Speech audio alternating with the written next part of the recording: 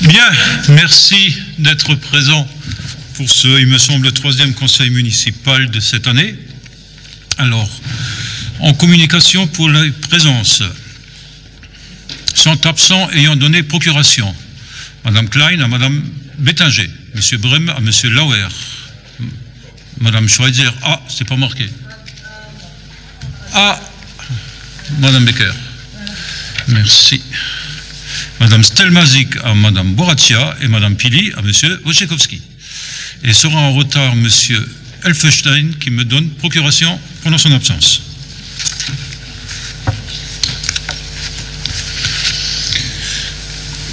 Bien.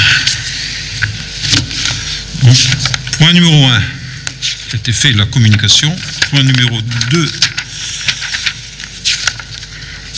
qui est le débat d'orientation budgétaire. Donc le Code général des collectivités territoriales dispose que le maire présente au conseil municipal un rapport d'orientation budgétaire. Il doit se tenir préalablement au vote du budget primitif et doit donner lieu à un débat au sein de ce conseil municipal.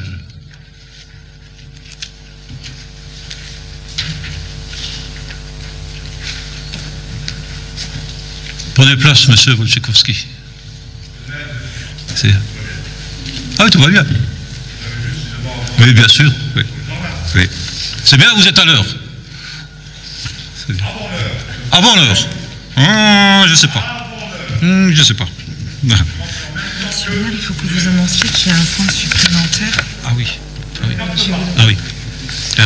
Mais on me dit que effectivement, il me faut votre autorisation pour deux choses. Donc, pour une chose, vous trouverez sur vos tables un point modifié, qui est le point sur la liste des agents. Hein, il y a une petite erreur qui s'est glissée, mais bon, on va rapidement faire en sorte que dans ce service, il y ait le moins d'erreurs possible. C'est en cours. Et également, vous trouverez également un point supplémentaire qui concerne une demande de subvention à la CAF sur le projet du centre social qu'on souhaite mettre en place sur Vénec-Carrière. Est-ce que vous êtes d'accord pour ce point supplémentaire? Pas d'objection? Merci. Bien, je reviens au point numéro 1, qui est le débat d'orientation budgétaire. Je disais donc que à la suite de mon exposé, il y a un débat.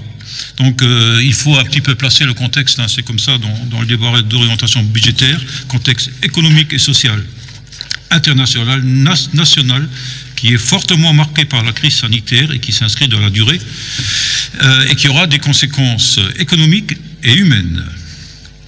Les choix retenus s'accompagnent de mesures d'économie nécessaires afin de maintenir l'équilibre financier de la collectivité et de débuter le grand chantier. Donc, comme je disais... Oui. Oui, je déroule un peu quelques points.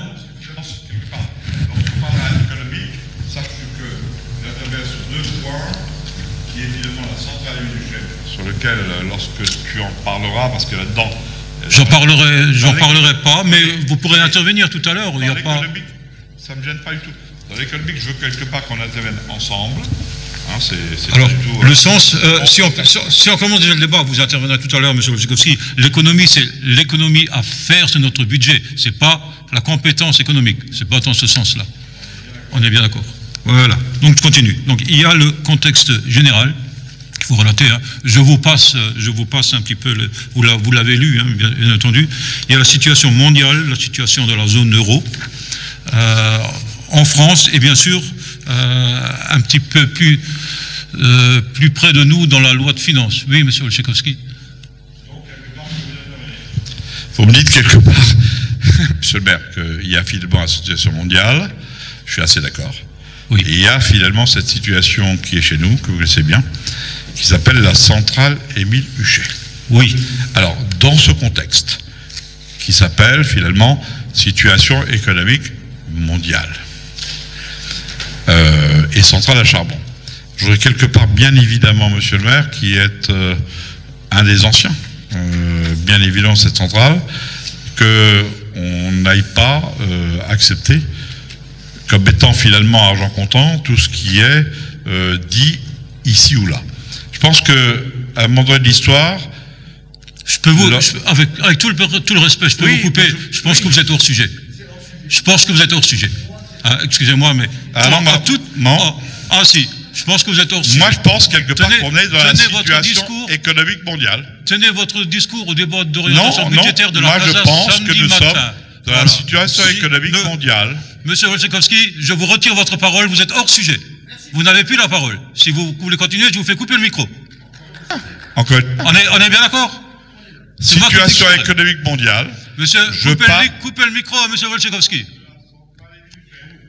Bien. Donc, dans la loi de finances, il est dit un certain nombre de choses qui sont ainsi. Il est dit que les collectivités jouent un rôle important et majeur dans l'économique. Et les collectivités, effectivement, le jouent. Et la loi de finances prévoit un certain nombre de choses, dont un plan de relance de 100 milliards d'euros. C'est bien beau, mais encore faut-il aller chercher ces 100 milliards et avoir des personnels compétents pour le faire. Nous sommes en train de nous doter de personnel avec des compétences pour le faire. Alors, il y a également la stabilisation, on nous annonce la stabilisation des dotations. Donc ça c'est une bonne chose, on ne nous enlèvera pas plus qu'on nous enlève déjà.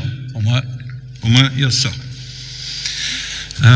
Il y a également la taxe foncière qui nous touche, la suppression de la taxe foncière qui nous touche, et on devrait avoir la contrepartie reversée par le département. Au revoir. Sur les autres... Alors, il y a quelque chose qui vient un petit peu perturber notre promesse électorale. Nous nous étions engagés à diminuer pour finalement supprimer la taxe communale sur l'électricité. La loi de finances vient un petit peu nous chambouler, mais on va quand même essayer de tenir notre promesse. Il faut préciser qu'aujourd'hui à Saint-Avold, la taxe communale, elle est sur un coefficient, sur un indice qui est de 8,5, qui est l'indice maximum. Donc cette loi de finances va imposer aux communes d'appliquer le taux maximum, l'imposer, donc on n'aura plus le choix, on sera plus libre, on nous impose. Nous nous étions engagés, comme je le disais, à la réduire et la supprimer. Donc si mes informations sont bonnes, Madame Kempeny, c'est 2023.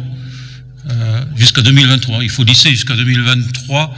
Donc je vous proposerai une délibération au prochain conseil municipal. On ne peut plus. D'ici là, on ne peut pas diminuer un tout petit peu. C'est fini. Bon. Alors, on aurait bien, je voulais tenir la promesse, au moins le temps qu'on peut encore, 1 an, mais voilà. L'État en a décidé autrement. Voilà. Ah oui, on remonte, oui.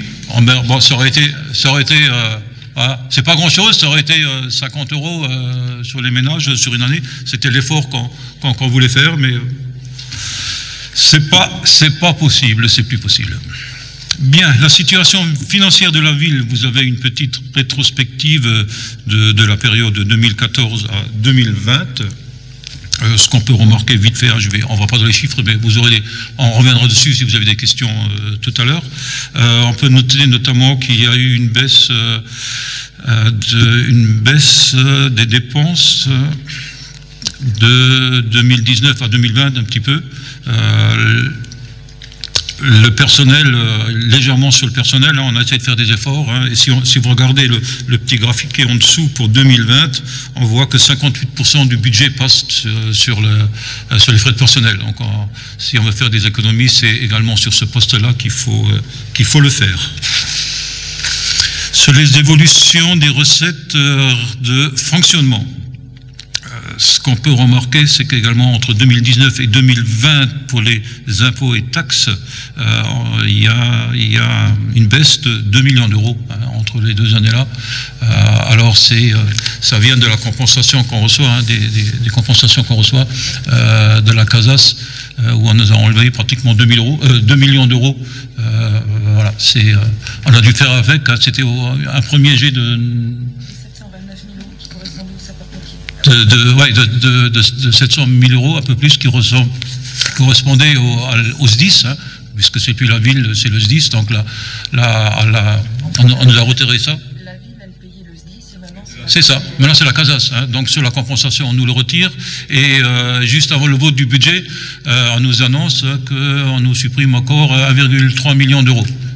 Donc ça fait bien 2 millions d'euros, c'est ce qui explique la diminution sur ce poste-là.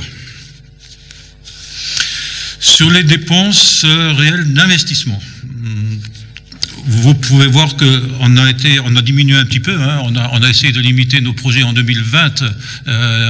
Limiter nos projets, ça veut dire aussi limiter l'emprunt qu'on doit faire, hein, pour le désendettement de nos emprunts. Il y a une étude, je rappelle qu'il y a une étude financière en cours. Alors, je pense que, hein, parce qu'elle doit arriver à 100 termes pratiquement de la rétrospective, mais on va aller vers peut-être sur des propositions. Hein. Ils vont nous proposer quelles mesures on pourrait prendre. Hein. Ça fait partie du 4 ans qu'on a passé.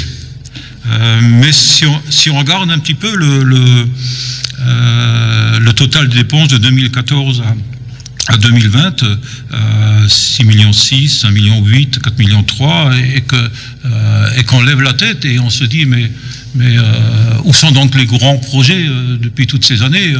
On peut s'interroger. Où est donc passé l'argent? On peut s'interroger. On a peut-être réparé des routes, on a continué à entretenir des bâtiments, mais de réels grands projets, bon, ce sera peut-être l'occasion de s'expliquer tout à l'heure. Alors pour les prêts, je ne sais pas, je verrai avec les services s'il est possible on a un certain nombre de prêts, vous les voyez, hein, la structure de la dette, on a quand même 18 emprunts. Est-ce qu'il n'est pas possible d'envisager une négociation avec les banques pour pouvoir renégocier un prêt global? Parce qu'on a des emprunts qui sont avec des taux qui sont encore très élevés. Oui, c'est ça, oui. Donc on a des taux élevés, les taux actuels sont bien plus bas. Et je pense qu'on peut faire une économie de ce côté-là à renégocier les emprunts. La dette en cours, donc vous voyez que on est revenu un peu la dette actuellement est de 20 780 000 euros. On est revenu un petit peu à la hauteur de 2018. Que dire de plus sur la dette? On va essayer de la limiter au maximum, mais on n'a pas le choix. On n'a pas le choix, tout en essayant de démarrer un certain nombre de projets. Alors, si vous voyez le tableau en dessous, l'évolution de l'épargne, il y a quelque chose qui est assez marquant et qu'on revoit après dans le ratio qui est dans le tableau en dessous de la capacité de désendettement. On voit que le ratio était de 9,5 en 2019 et de 28, alors ça c'est particulier, de 28 en 2020, hein. Et donc c'est un calcul, hein. C'est un calcul qui résulte de certains nombres de paramètres, dont un des paramètres est l'autofinancement. L'autofinancement a sensiblement diminué en 2020. Alors, il a diminué en 2020 pour un certain nombre de raisons. C'est qu'il a augmenté un petit peu avant. Il a augmenté, et ça c'était dû à l'augmentation de la taxe, des taxes votées en 2018 qui se sont appliquées en 2019. Donc, il y a eu une petite marge dans les finances.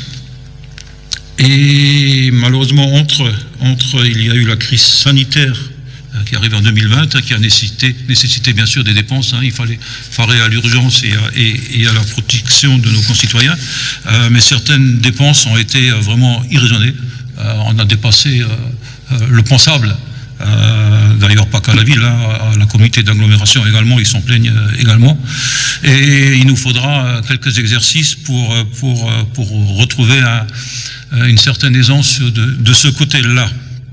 Et notamment, j'en ai parlé tout à l'heure, il y a bien sûr la diminution de la dotation, de l'attribution de compensation, hein, donc d'un peu plus de 2 millions d'euros l'année dernière. Et également le désengagement de l'État qui nous aura sur la DGF qui est venu constamment en diminution. Alors, les perspectives pour 2021, c'est bien ça, c'est bien ce qui nous intéresse aujourd'hui, mais il fallait passer par là pour comprendre comment est-ce qu'on peut avancer demain. Donc, le budget 2021 devra prendre en compte ces paramètres et dégager des économies par une maîtrise forte des dépenses de fonctionnement, maîtrise des dépenses à caractère général et à charge de personnel. Je disais 58% consacré à charge de personnel. Et à la recherche de nouvelles ressources de financement et de fonctionnement et en investissement pour une optimisation du patrimoine et recours à un emprunt très modéré. Alors, l'emprunt, aujourd'hui, on ne sait pas encore à quelle hauteur il va falloir faire un emprunt. On ne le sait pas simplement parce que on ne connaît pas encore l'attribution de compensation qu'on va avoir de la CASAS. Ça devrait arriver, si tout va bien, la semaine prochaine. La CLET devrait se réunir et on devrait avoir les informations la semaine prochaine pour finaliser le budget. Mais en tout cas, on est un petit peu coincé de ce côté-là, mais les autres villes le sont aussi. On en a discuté en réunion de bureau l'autre jour à la CASAS et ils sont bien conscients qu'il faut nous donner rapidement des éléments. Alors, nos projets en grande ligne, donc on va continuer là. Enfin, on va continuer la rénovation et la modernisation du parc informatique. Ces équipements, on va continuer bien sûr les chantiers qui avaient déjà été commencés, c'est-à-dire le commissariat de police et l'autre chantier, c'est le Valentin Metzinger, la démolition du Valentin Metzinger. On va également inscrire les projets qui sont dans la convention du cœur de ville, du programme cœur de ville. Et également, là, on a de gros projets à faire sur nos bâtiments. Donc, les projets ouvrant droit à des financements dans le cadre du plan de relance. Donc là, il faut se donner les moyens pour aller chercher l'argent là où il est, engagé par l'État. Donc, on a un gros travail à faire sur les rénovations thermiques, la transition énergétique, le développement des énergies renouvelables. J'ai d'ailleurs demandé à Energis de nous faire des propositions d'installation de panneaux voltaïques là où ça va sur nos bâtiments. Ça, c'est en cours. C'est en cours, ils travaillent dessus. De développer l'infrastructure en faveur de la mobilité et de la rénovation de nos bâtiments communaux et particulièrement la mise aux normes de la sécuritaire des bâtiments scolaires, développement numérique et bien sûr l'état de nos voiries. Tout le monde se plaint et à juste titre de l'état de nos voiries, il y a un gros travail à faire là-dessus, ça prendra également quelques années et on va vous proposer un programme pluriannuel dès cette année. Pour les bâtiments communaux, pour information, on vient de nous rendre compte d'une étude qui a été demandée sur un diagnostic amiante de nos bâtiments. Donc on va devoir réagir rapidement sur certains points et entreprendre des travaux ou des mesures dans quelques semaines. Bien, pour les ressources humaines, politique des ressources humaines. Donc, on va engager avec les partenaires sociaux une réflexion sur le régime indemnitaire, l'IFSE, et également cadrer un petit peu le complément indemnitaire, le CIA qui arrive en fin d'année. Alors, étant nouveau maire, j'ai découvert un petit peu comment que ça se fait. J'étais un peu surpris entre argent par argent. Il y a un agent dans le service, son collègue à côté a été très en haut et l'autre était très en bas. Alors j'ai posé la question, mais bon, tout était comme ça, on ne sait pas pourquoi. Donc je pense qu'il faut revenir à une grille et à une attribution suivant les critères définis avec les partenaires sociaux. C'est un gros travail à faire cette année et ça sera en charge au nouveau directeur, au nouveau responsable des ressources humaines que nous allons embaucher. C'est bien ce que j'ai dit tout à l'heure. On a suffisamment eu d'erreurs dans ce service qu'on ne peut plus continuer à travailler ainsi. Et j'ai donc demandé le recrutement d'une nouvelle personne à la tête du service RH. L'annonce a été publiée, je pense, aujourd'hui, c'est ça? Il faut d'abord que je vois quelque chose avec... Ah d'accord, donc elle sera publiée la semaine prochaine, mais dans les jours qui viennent, elle sera publiée avec une embauche très rapide après sélection des candidats. Bien, donc ce qui pèsera aussi, on a les élections régionales et départementales qui arrivent, ça aura un petit impact également sur les heures supplémentaires. Hein. Il faut le prendre en compte. Et aussi en parlant d'heures supplémentaires, il faudra avoir une négociation et aussi une discussion avec les salariés et les partenaires sociaux sur l'optimisation du temps de travail par une réorganisation de l'employabilité des services. Alors je dis par là, il y a certains services, ils se mettent en heures supplémentaires et il faut être un petit peu flexible, essayant de voir quelle est la charge de travail tout au long de la semaine pour dire il y a certaines journées sont plus légères et d'autres jours on accentue un peu plus la présence. C'est une flexibilité, le dialogue sera engagé de ce côté-là. Seront également créés, mais ça a déjà été annoncé, de nouveaux services comme le service emploi-insertion, le service social qui va voir le jour prochainement, qui aura aussi en charge le plan santé, un contrôle de gestion et un service achat dont le recrutement va se faire, la sélection va se faire bientôt. Donc le budget 2021 s'attachera à conjuguer de strictes et inévitables restrictions budgétaires pour redresser et assainir la situation financière. Pour mémoire, la ville a accumulé entre 2017 et 2020 des factures restées à ce jour impayées. Donc c'est pas une dette, hein, c'est pas quelque part inscrit, c'est des factures qui nous arrivent encore en ce moment. Donc alors d'un montant supérieur à 1 million d'euros. 1 million d'euros. À ça, il faut donc c'est à intégrer sur notre budget 2021. À ça, il faut bien sûr, je vous le rappelle, intégrer la dette et le moratoire qu'on a mis en place pour payer la dette Énergis, qui est de 3 millions d'euros et on va dire 3 millions d'euros. Parce qu'à l'horaire me disait il faut rajouter à ça l'année 2020 qui était une année blanche, qu'il faut rajouter dessus, c'est bien ça. On faut rajouter 500 000 euros à ce montant-là, qu'il faut prendre en compte aussi. On a un moratoire qui nous fait payer, donc l'année en cours, environ 600 000 euros, plus, ça fait 3 700 000 à étaler sur le reste du mandat. Qu'est-ce qu'on va faire quel projet on pourra faire, hein, on va payer les dettes du passé, ça va être compliqué. Donc voilà, avec toutes ces contraintes, il faut bien sûr payer les dettes, hein, il faut préparer l'avenir. Voilà, j'en ai terminé avant l'exposé. On en est au débat, monsieur Olczykowski. Vous avez la parole. Merci, monsieur le maire, finalement, de me donner un peu la parole. Mais oui. D'une façon, René, très constructive, parce que c'est ma façon de gérer et de faire.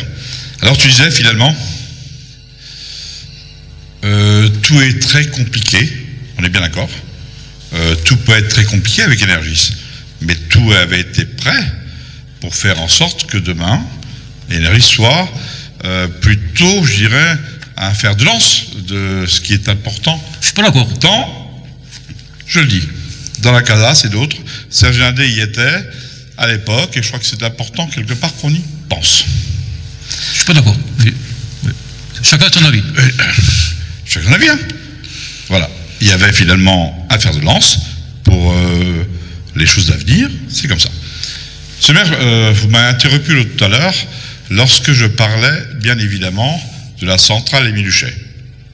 On ne parle pas forcément, on dit comment on va faire, qu'est-ce qui se passe. 87 emplois perdus à la centrale Émile Huchet parce que finalement, les centrales nucléaires, on arrive finalement à faire en sorte qu'elles soient un petit peu prolongées. Et pour la centrale Émile Huchet, on voit un grand projet qui finalement... Monsieur Tullier, est un projet finalement fantôme. Ceci étant, vous en prenez acte. Je souhaite simplement qu'on en prenne acte des projets fantômes de la centrale Émile Huchet, parce que c'est bien beau de prendre des plans sociaux. J'en ai connu quelques-uns. Ensuite, lorsque vous dites très gentiment qu'il faut bien sûr regarder le personnel, ce qu'il fait, la façon finalement dont il travaille, je suis d'accord. Mais n'oubliez jamais que la qualité humaine des gens est quelque chose d'important dans une collectivité. Et je ne voudrais pas oublier non plus, mon cher René, que nous avons ensemble conçu cette ville, et je sens bien qu'à un moment donné, il va falloir qu'on rassemble. Et rassembler, c'est non seulement quelque chose de fort, mais c'est quelque chose qu'il faut bien évidemment avoir en tête. C'est tout ce que je dirais aujourd'hui, tu vois, je ne suis pas polémique. Il n'y a pas polémique. D'aucune façon. Maintenant, si vous voulez... Mais je dirais quelque part que dans ce qui est finalement des choses que l'on connaît tous, ce qui est très important, c'est de savoir quelque part que cette ville de Saint-Avold attend un certain nombre de choses et que, bien évidemment, votre équipe, la nouvelle équipe, celle que vous avez constituée, doit finalement rendre à la collectivité ce qu'elle attend. Alors, bien évidemment, 1 an s'est passé depuis ce Covid. Nous y sommes encore. Oui. René, vous ne verrez jamais, quelque part, critiquer des choses lorsqu'il faudra être ensemble, lorsqu'il faudra être constructif, lorsqu'on essaiera finalement ensemble de trouver des solutions pour l'avenir. C'est la seule chose que j'avais à dire aujourd'hui, qui n'est ni polémique ni autre chose. Même si ça dérange l'étudier, parce que depuis quelque temps, il est parti vers le journaliste, il est parti là, j'ai l'impression, essayez de calmer, parce que j'ai l'impression... On va lui donner la parole, J'ai l'impression quelque part, finalement, que il est plein d'énergie. Monsieur Le Tullier, vous n'avez pas encore la parole. Attendez, je vais intervenir. Vous n'avez pas encore la parole. Enfin. Voilà. C'est quand même. Enfin, vous tenez votre équipe. C'est quand même le maire qui préside. Vous tenez votre équipe. C'est quand même le maire qui préside. Merci, monsieur le maire. Vous tenez votre équipe et finalement donnez la parole aux uns et aux autres. Et je crois que c'est important quelque part qu'on puisse le continuer, parce que je n'oublierai jamais, bien évidemment, les choses qu'on a pu faire ensemble. Et il faut quelque part qu'on garde le positif, et que dans ce positif, nous essayons finalement d'en faire un véritable avenir. Et ça, je pense que nous allons pouvoir le faire ensemble, sans qu'il y ait plein de gens qui gesticulent, sans qu'on sache véritablement pourquoi. Ceci étant, voilà ce que j'avais à dire, d'une façon très gentille. Mais gardez la parole, monsieur Wojciechowski, gardez la parole. Expliquez-nous comment on se retrouve avec 1 million de factures pas payées. Pour dire, j'ai signé les 15 derniers jours des bons de commande à une entreprise de boissons, où ça doit être à 30 000 euros. À 30 000 euros. Je pense des vieilles factures, mais il faut nous expliquer pourquoi on retrouve 1 million de factures pas payées. Ah, nous, on s'interroge, dites-nous. Parce que ça pèse sur le budget, hein, si on parle de l'orientation de 2021, il faut comprendre le passé, il faut qu'on l'explique. Je pense quelque part, monsieur Steiner, qu'à un moment donné, Steiner, monsieur le maire, que vous avez finalement la mémoire courte. Non. La personne qui est chargée des finances il y a pas si longtemps, vous m'avez écarté de souvent, tout. Vous m'avez écarté de tout. Attendez. Du papier. Sous, finalement, je suis d'accord. Lorsque je gérais 16 mois, pas plus. Lorsque, finalement, je pense que vous avez démissionné au mois de décembre. Voilà. Lorsqu'il est important quelque part, il y avait bien évidemment un adjoint aux finances qui s'appelait René Steiner. Je n'ai rien à dire d'autre.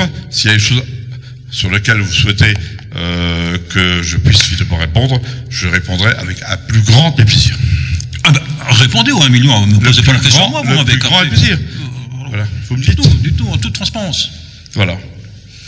Mais on le fera en toute transparence, puisque j'ai l'adjoint aux finances en face de moi. Donc voilà. L'ancien adjoint aux finances en face de moi. Vous avez l'ex-adjoint aux finances que vous avez écarté. On va répondre en toute transparence. Moi, je pense quelque part que il n'y a jamais eu 1 euro qui est parti ailleurs que là où il devait aller. Ceci étant, voilà. Alors, il y a un certain nombre d'éléments qui m'ont conduit à entreprendre des procédures judiciaires. Faites ce que vous voulez. Des procédures judiciaires, elles sont en cours. C'est votre problème. Alors, c'est pas le mien. Le mien. Aujourd'hui, c'est le mien, mais demain, ça va être le problème d'autres. Voilà. N'oubliez pas quelque part que... Il faudra bien que les personnes s'expliquent. Chacun, finalement, en sa qualité, y compris, bien évidemment, l'adjoint aux finances que vous étiez. Tout à fait. Tout à fait. Bien, monsieur Le Tullier. Monsieur Wojciechowski, donc je suis Monsieur le maire, merci déjà pour me laisser la parole. Alors déjà, je suis très surpris de votre discours qui mélange un discours national par rapport à un discours local. Là, on parle des économies et on parle de l'économie de la ville. Alors, laissez-moi parler, Monsieur Wojciechowski. Je vous ai laissé parler, Monsieur Wojciechowski. Alors moi, je suis très étonné, donc comment dire, par rapport, à votre intervention, compte tenu de la gestion désastreuse, voire calamiteuse, comme le disait la Cour des comptes. Et donc, voilà. Et je suis très étonné. Très étonné. Et donc, maintenant, alors si vous voulez me laisser parler, s'il vous plaît. Donc voilà. Donc, ça entache l'avenir de notre ville, de notre jeunesse, par rapport à 20 ans... Monsieur Wojciechowski, laissez-le parler. Ayez l'amabilité et le respect de laisser parler. S'il vous plaît. Monsieur Wojciechowski, vous êtes irrespectueux. Même, je vois même... voilà. Donc, Monsieur Wojciechowski, alors en plus, incompétence. Alors, je souhaiterais là maintenant, devant témoins et en plein conseil municipal, ce qui serait bien au niveau de la transparence par rapport à ce qui a été fait par l'équipe Wojciechowski.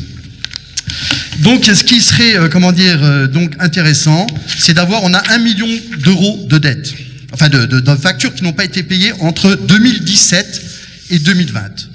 Donc, il serait souhaitable qu'on ait les copies de l'ensemble de cette facture, les bons de livraison, les bons de commande qui ont été édités par la ville pendant ces 3 ans et qui, maintenant, on nous réclame des factures 3 ans après. Je suis chef d'entreprise depuis 36 ans. Donc, en fin de compte, il y a des lois dans ce pays. Il y a des règles à respecter, Monsieur Wojciechowski.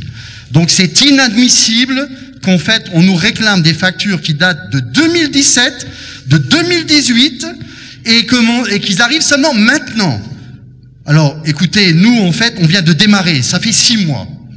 Là, on a une gestion calamiteuse que vous êtes à la tête, avec une gouvernance... Voilà, moins de 6 mois. Oui, un peu plus. Ouais, vous jouez sur les mots. Donc voilà, c'est un détail, monsieur. Moi, je raisonne global. Je souhaiterais, devant cette assemblée, d'avoir effectivement l'ensemble de ces factures, bons de commande, bons de livraison, parce que c'est un souci de transparence. C'est l'argent des contribuables naboriens. On ampute, voire... on pouvait développer des projets intéressants pour revitaliser, redynamiser, accueillir de la jeunesse sur notre territoire, et on reçoit des factures qui ont 3 ans, et finalement, on se pose la question d'où vient. Alors, c'est 1 million d'euros, ça fait mal au cœur. Moi, franchement, je suis, écœuré pour ma jeunesse, pour la jeunesse, pour les gens qui habitent Saint-Arnaud, je suis écœuré. Parce que des projets, on en a. On a des idées, on a des gens qui sont dynamiques autour de dans cette assemblée, qui ont envie de faire des choses. Mais on est simplement, monsieur Wojciechowski, écœuré de cette gestion calamiteuse qui a duré 20 ans. Et les 6 dernières années, je continue. Les 6 dernières années, il y a eu, en fin de compte, selon les comptes qu'on a reçus, notamment de la société KPMG, là, donc l'audit, 25 millions d'investissements à Saint-Avold. 25 millions. Alors, je dis pas qu'il n'y a pas eu des rénovations, des écoles, des choses comme ça. Mais où sont passés ces 25 millions d'euros? Parce que l'investissement, c'est la construction comme ce bâtiment-là, comme le centre culturel, comme des choses qui ont été faites. Mais qu'est-ce qui a été fait? Qu'est-ce qui a été fait en investissement pour 25 millions d'euros en 6 ans? C'est dramatique. Quand j'ai entendu ça, monsieur Wojciechowski, j'en avais les larmes aux yeux. Voilà. Monsieur Wojciechowski, en tous les cas, je n'ai pas à apprendre de vous. Parce que vu la méthode que vous utilisez, surtout monsieur Wojciechowski, vous aurez la parole. J'espère, monsieur Wojciechowski, que je ne finirai pas comme vous. Surtout, et que vous n'êtes pas un exemple pour nos enfants, pour notre ville. C'est détestable. Voilà. Et en plus, quand vous vous permettez effectivement de venir sur des débats nationaux, nous, notre problème aujourd'hui, c'est notre ville. On s'attache à notre ville, au développement de notre ville, de notre jeunesse, de faire des projets, d'avancer, de développer l'attractivité. Voilà, nos commerçants qui sont aussi en difficulté dans une situation de crise. Voilà. Donc voilà, j'en ai terminé, monsieur le maire. Monsieur le maire, merci. Merci. Merci pour de m'avoir autorisé à intervenir. Merci. Merci. Qui souhaite avoir la parole? Qui souhaite? Monsieur Wojciechowski. Répondez. il ne m'aurait pas attaqué, j'aurais pas souhaité finalement répondre. Non. Ce qui est important finalement pour une ville, c'est pas finalement des gens qui sont des novices et qui disent voilà comment les choses se passent. Je pense, René Steiner, que vous êtes assez à même aujourd'hui de savoir finalement comment les choses se passent. Et je pense qu'un certain nombre d'autres collègues savent comment on gère une ville. On ne la gère pas simplement en restant dans sa ville. J'ai critiqué, et je critiquerai encore, la gestion ou finalement les décisions qui ont été faites contre Energis. Je pense qu'Energis, bien au contraire, était un fer de lance pour l'emploi de demain et pour finalement les choses qu'on souhaitait voir reverdir chez nous. Et c'est pas bien évidemment vous qui avez cette connotation verte, monsieur le maire. C'est pas à vous, je le dirais. Et vous le savez bien. Vous m'avez toujours suivi finalement sur les options qui étaient les options vertes pour la ville. Et ça, il faut que je le dise. C'est la feuille de route que j'ai donnée à Energis. Maintenant, ce qui est bien clair, c'est qu'on a géré ensemble finalement cette ville, pas parce que on a essayé de faire le maximum, partout où c'était possible. Que ce soit les jardins, tout à l'heure je discutais avec Lothar sur les problèmes des jardins, mais c'est une phase finalement d'une ville et de l'attractivité bien évidemment de la ville. Maintenant, on laissait partir Energis. C'est partir n'importe comment, c'est temps. Ensuite, bien évidemment, lorsque monsieur Le Tulier, c'est là où je veux répondre, monsieur Le Tulier, parce que j'ai oublié de répondre. Si on m'attaque pas, je réponds pas, mais si on m'attaque, je réponds. Je pense quelque part que l'ancien député de la République que je suis, et qui suit encore finalement tout ce qui se passe en matière de centrale et Minuchet, en matière d'emploi, monsieur Dirim, vous le savez cet après-midi. Vous le savez finalement quel est l'impact. René, tu sais quel a été finalement ce combat qu'on a mené de longue date et ensemble pour conserver cette centrale et Minuchet. Ce que je trouve finalement une véritable injustice, c'est qu'on permette finalement aux centrales nucléaires de revivre et qu'on se dise, même EPH, qu'on ferme cette centrale de Minuchet. 87 emplois, ce que cet emploi, ça peut être des emplois finalement qu'on pourra caser là ou là, mais ça pourra aussi être finalement des drames pour les familles X et Y. Je demande bien évidemment, et je te demande bien évidemment, qu'à demander s'il fallait faire la pétition qui est claire. On a un contrat de transition écologique et solidaire qu'on a mis en place avec l'intercommunalité. Mais je sens bien qu'entre l'intercommunalité et vous, il n'y a pas forcément, comment on appelle ça, en phase. Je sais pas si en phase. C'est l'électricien qui parle. Voilà. Ceci étant, René, c'est pas l'idée. L'idée, quelque part, c'est de se dire, ensemble, on arrive à faire. J'aimerais bien, quelque part, que vous opposiez aux 87 emplois qui sont là et qui, finalement, aujourd'hui, n'apportent pas. Ne levez pas un débat où il n'y en a pas. N'apporte pas, monsieur Steiner, n'apporte pas de sécurité sur l'emploi de demain. Nous devons finalement faire en sorte de préparer l'avenir de demain. En dehors de tout ce qui peut être dit pour les uns et pour les autres, ce que je souhaite, c'est qu'on soit tous unis, même le Tulier. Et Dieu sait s'il bouge, et Dieu sait s'il gesticule, et Dieu sait quelque part si c'est pénible. Dans un débat. Mais ce qui est bien clair, René Steiner, c'est qu'on soit d'accord sur un avenir serein et sur une vraie complicité, celle, quelque part, qui apporte des solutions pour demain. Ça m'interpelle. Je dirais pas plus que cela pour ne pas, finalement, encore faire en sorte que d'autres bougent. Non. Alors, très rapidement, ne m'entraînez pas dans une complicité où j'ai rien à voir, que ce soit dans le passé ou là où vous voulez, je sais pas où vous voulez m'emmener. Je ne vous emmène nulle part, moi. Si, vous emmène simplement sur la centrale et Minuchet où vous avez travaillé, et sur l'avenir. Je vous les laisse parler. Je vais juste répondre très rapidement. Oui, parce que vous devez répondre, non seulement répondre, mais agir. Parce que les 407 emplois, même si on dit, c'est encore des gens qui vont le débat n'est pas là. Le débat là, vous êtes en train de faire 87 emplois de moins dans cette ville. Je ne vais pas vous retirer la parole allez, je veux pas vous retirer la parole.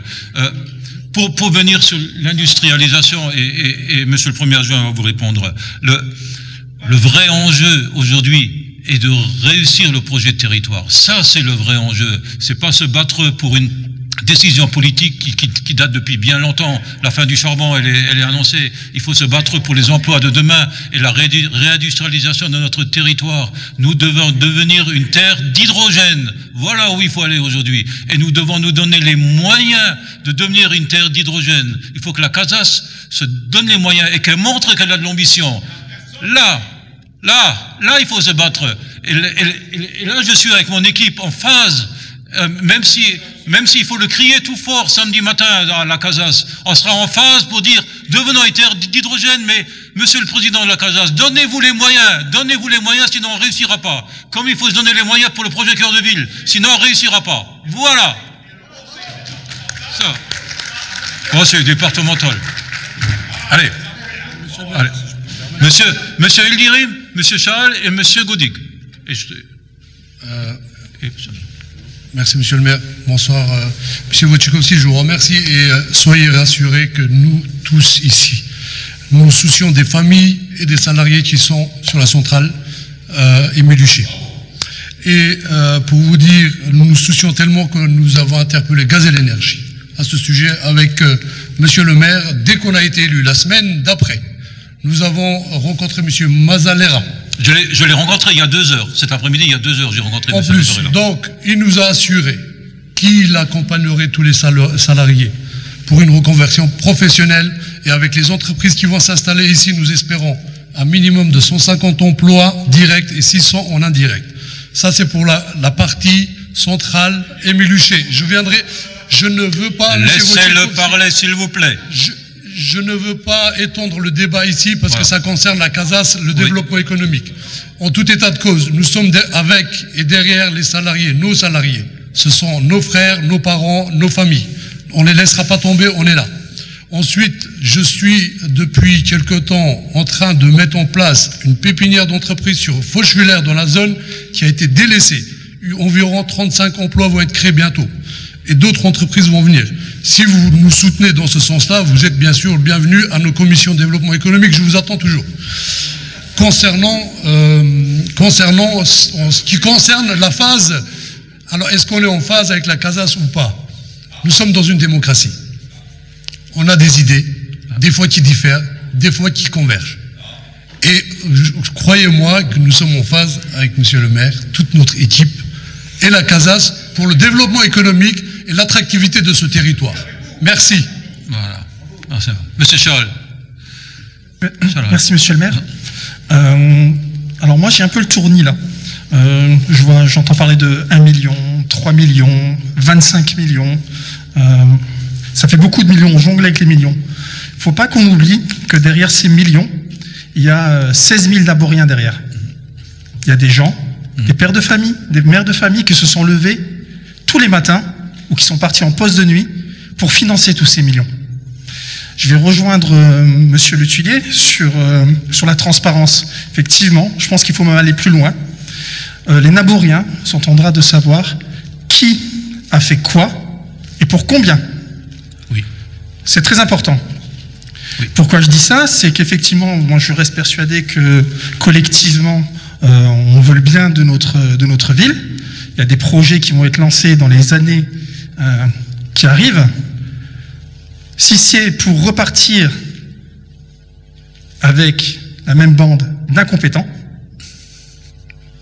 qui ont su encaisser notre argent, et quand on voit l'état de la ville, on se demande ce qu'ils ont fait, c'est pas nécessaire. Donc vraiment, je pense que par souci de transparence, soyons vigilants avec qui nous allons travailler dans l'avenir, et vraiment, je pense que les Naboriens ont le droit de savoir qui a fait quoi et pour combien. Merci. Vous avez raison. Oui. Monsieur Atmania. Ah non, il y avait monsieur. Allez, Lolo. Bon, moi je voudrais simplement dire cela. C'est vrai que j'ai fait la campagne au début pour André Wojciechowski, il le sait bien. J'ai fait beaucoup de choses. Aujourd'hui, nous on est là. Mais je veux quand même dire des choses. C'est facile de nous embarquer sur un bateau si ça allait mal. Il y avait René, il y avait moi, il y avait Serge, il y avait Pellegrini, c'est vrai. Mais qu'est-ce qu'on avait à dire, qu'est-ce qu'on pouvait faire? Quand vous avez l'adjoint aux finances qui, au bout de 3 ans, vous avertit, attention, danger, monsieur le maire, on dépense trop d'argent, on n'y arrivera pas. Et vous ne pouvez pas le nier puisqu'il a démissionné, monsieur Kipper. Hein?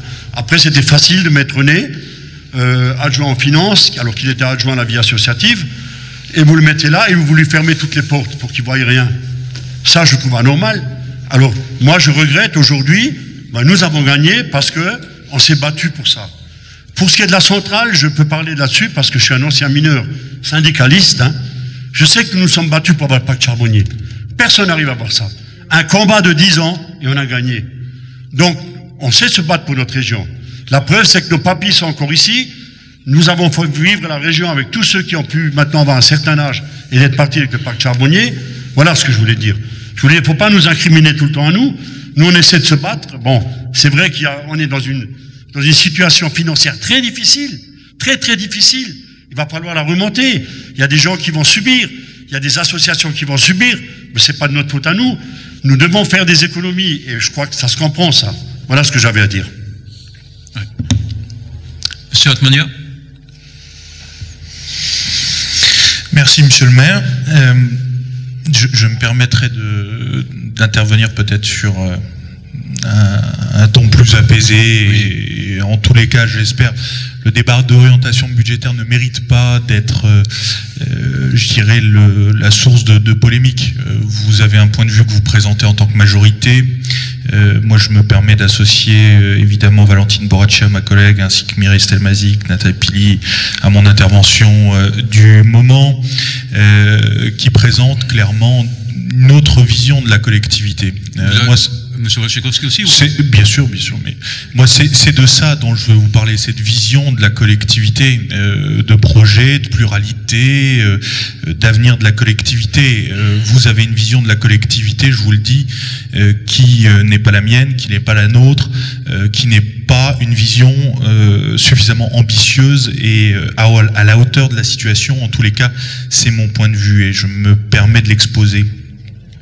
Je dirais qu'à la lecture du dossier que vous nous avez adressé pour cette séance, après son analyse attentive, je ne peux que m'étonner par rapport à la faiblesse des orientations que vous nous présentez dans ce rapport d'orientation budgétaire.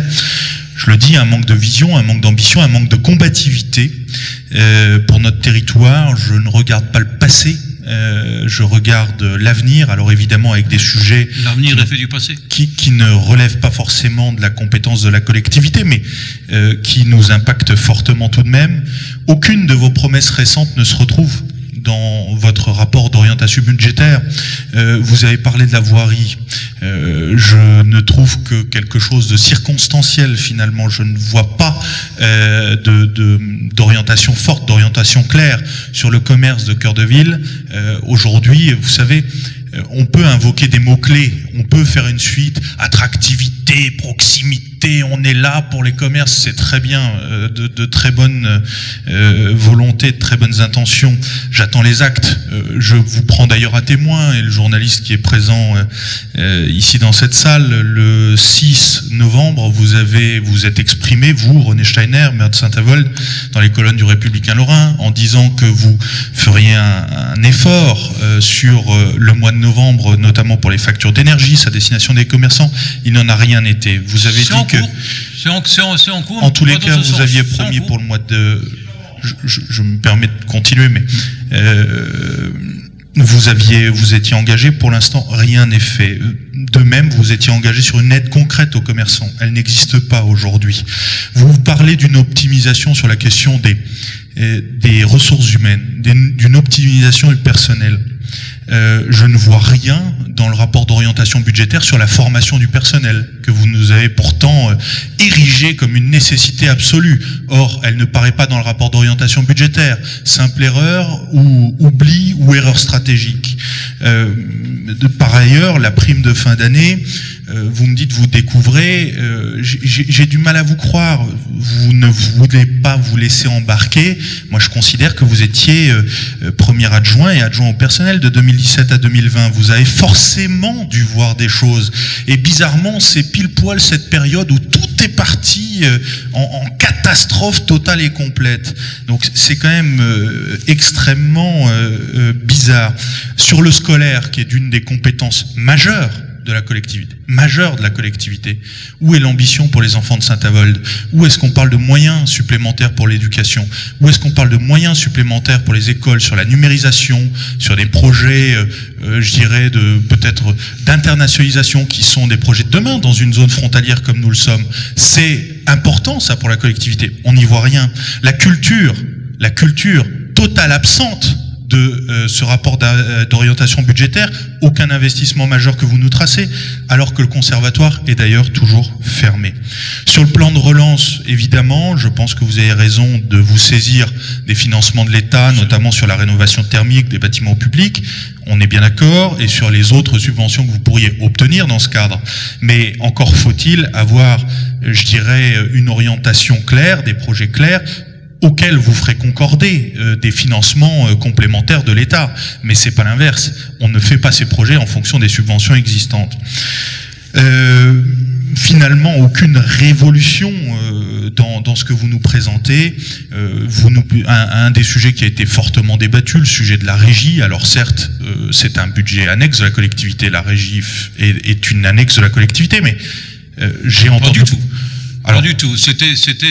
Vous savez combien de la régie a versé ces 20 dernières années à la collectivité? 28 millions d'euros. J'entends. Ce que je veux dire par là, monsieur le maire. Combien qu'elle a investi en production, monsieur le maire, très honnêtement, si vous me permettez de terminer, mais je serai plus très long.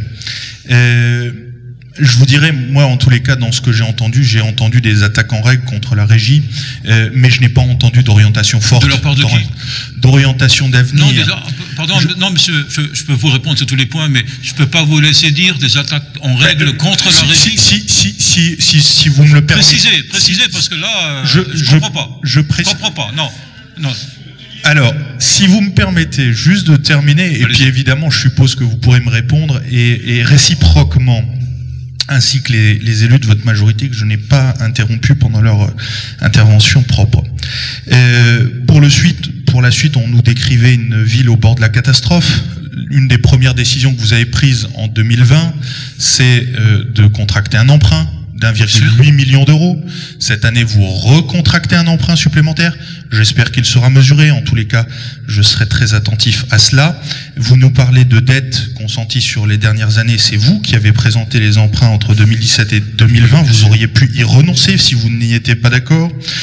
Arrêtez de faire la démagogie. Allez, soyez cool. Finalement... Non mais écoutez, monsieur le maire, c'est un débat. Laissez-moi m'exprimer, vous vous exprimerez et vous me répondrez. Ne faites pas ne pas accepter le contradictoire. En tous les cas, pour terminer, je vous dirais deux choses. D'une part, que votre DOB est à l'image de votre majorité. Disparate, souvent contradictoire, sans aucune ambition pour la collectivité. La deuxième chose que je vous dirais... oui, c'est mon avis, et c'est notre avis. Et la deuxième chose que je vous dirais, c'est dans un esprit totalement constructif, nous attendons votre budget et nous vous ferons une contre-proposition budgétaire de façon à exposer clairement, dans les chiffres, deux points de vue, deux visions pour la collectivité et la vision d'un avenir différent du vôtre. En vous remerciant de m'avoir laissé la parole. Monsieur Wojciechowski, regardez où votre ambition nous a conduits. Mon Dieu. Heureusement que je ne suis pas associé et m'y associez pas, parce que je me défendrai. Je me défendrai et j'ai commencé. Et je vous montre du doigt. Oui, je vous montre du doigt. Et quelque part, finalement, on se retrouvera en face. Allez, à demander la parole, monsieur Vecchio.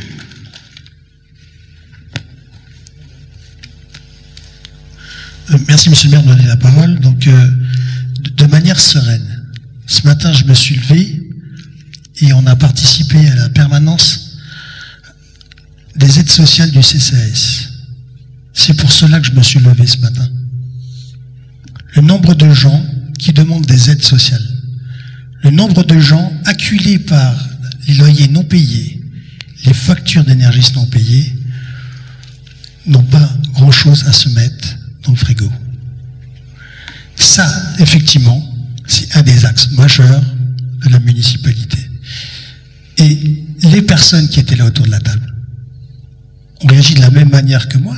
C'est qu'effectivement, les pages défilent, les situations complexes défilent, et qu'on vous a lancé des chiffres horribles ce soir, les personnes qui demandent de temps en temps des aides pour justement terminer le fin de mois ou pour essayer de payer leurs factures, je crois que c'est effectivement l'axe principal de notre projet.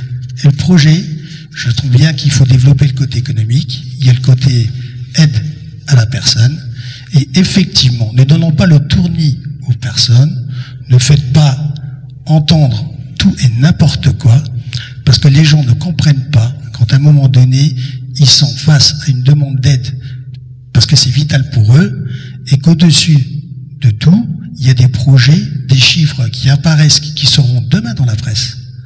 Mais dont ces personnes-là ne comprendront pas ni les tenants, ni les aboutissants. Donc j'aimerais me le relever demain matin, dans le même état d'esprit, pour qu'ensemble on puisse soutenir ces personnes-là et soutenir tous les acteurs de la ville. Merci à tous.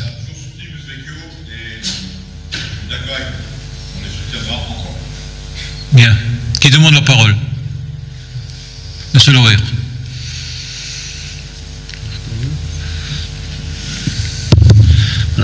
Je voudrais qu'on revienne, excusez-moi, je voudrais qu'on revienne un peu les pieds sur terre. On parle quand même de budget, de DOB. Dans l'élaboration de ces DOB, quelque chose m'a surpris à un tel point qu'on s'est posé la question si c'était juste.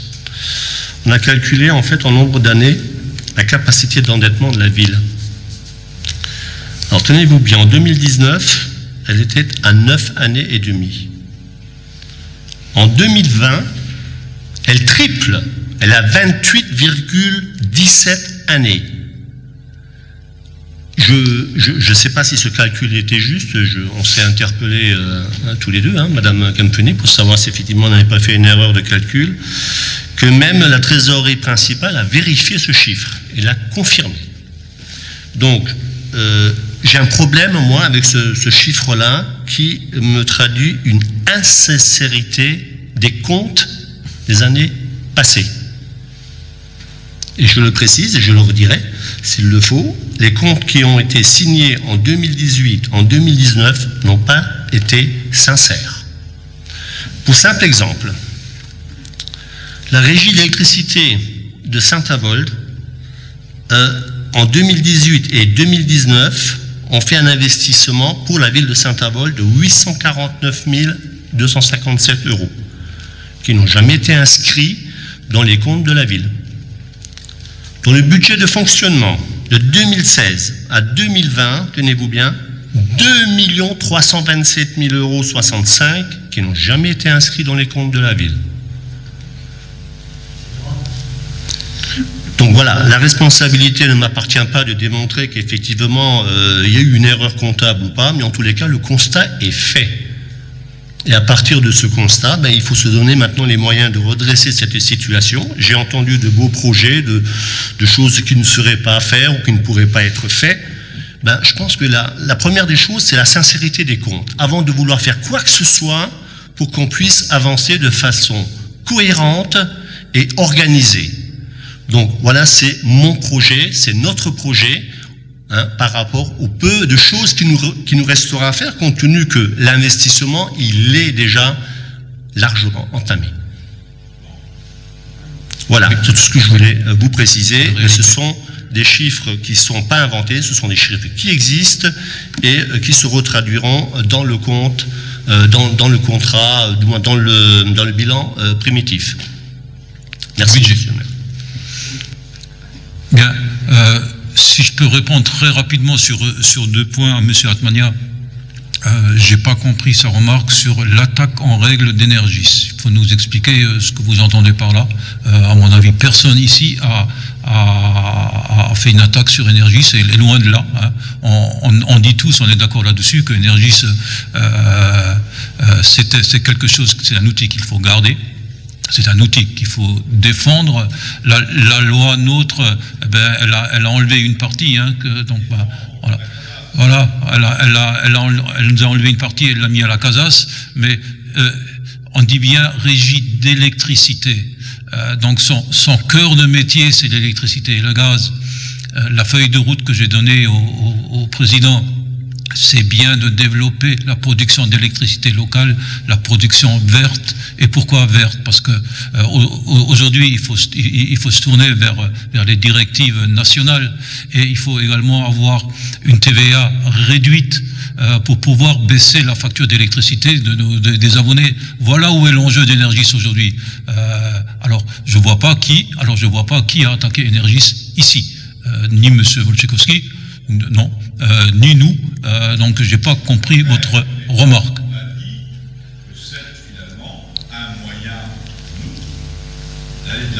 Bien sûr, mais bien sûr.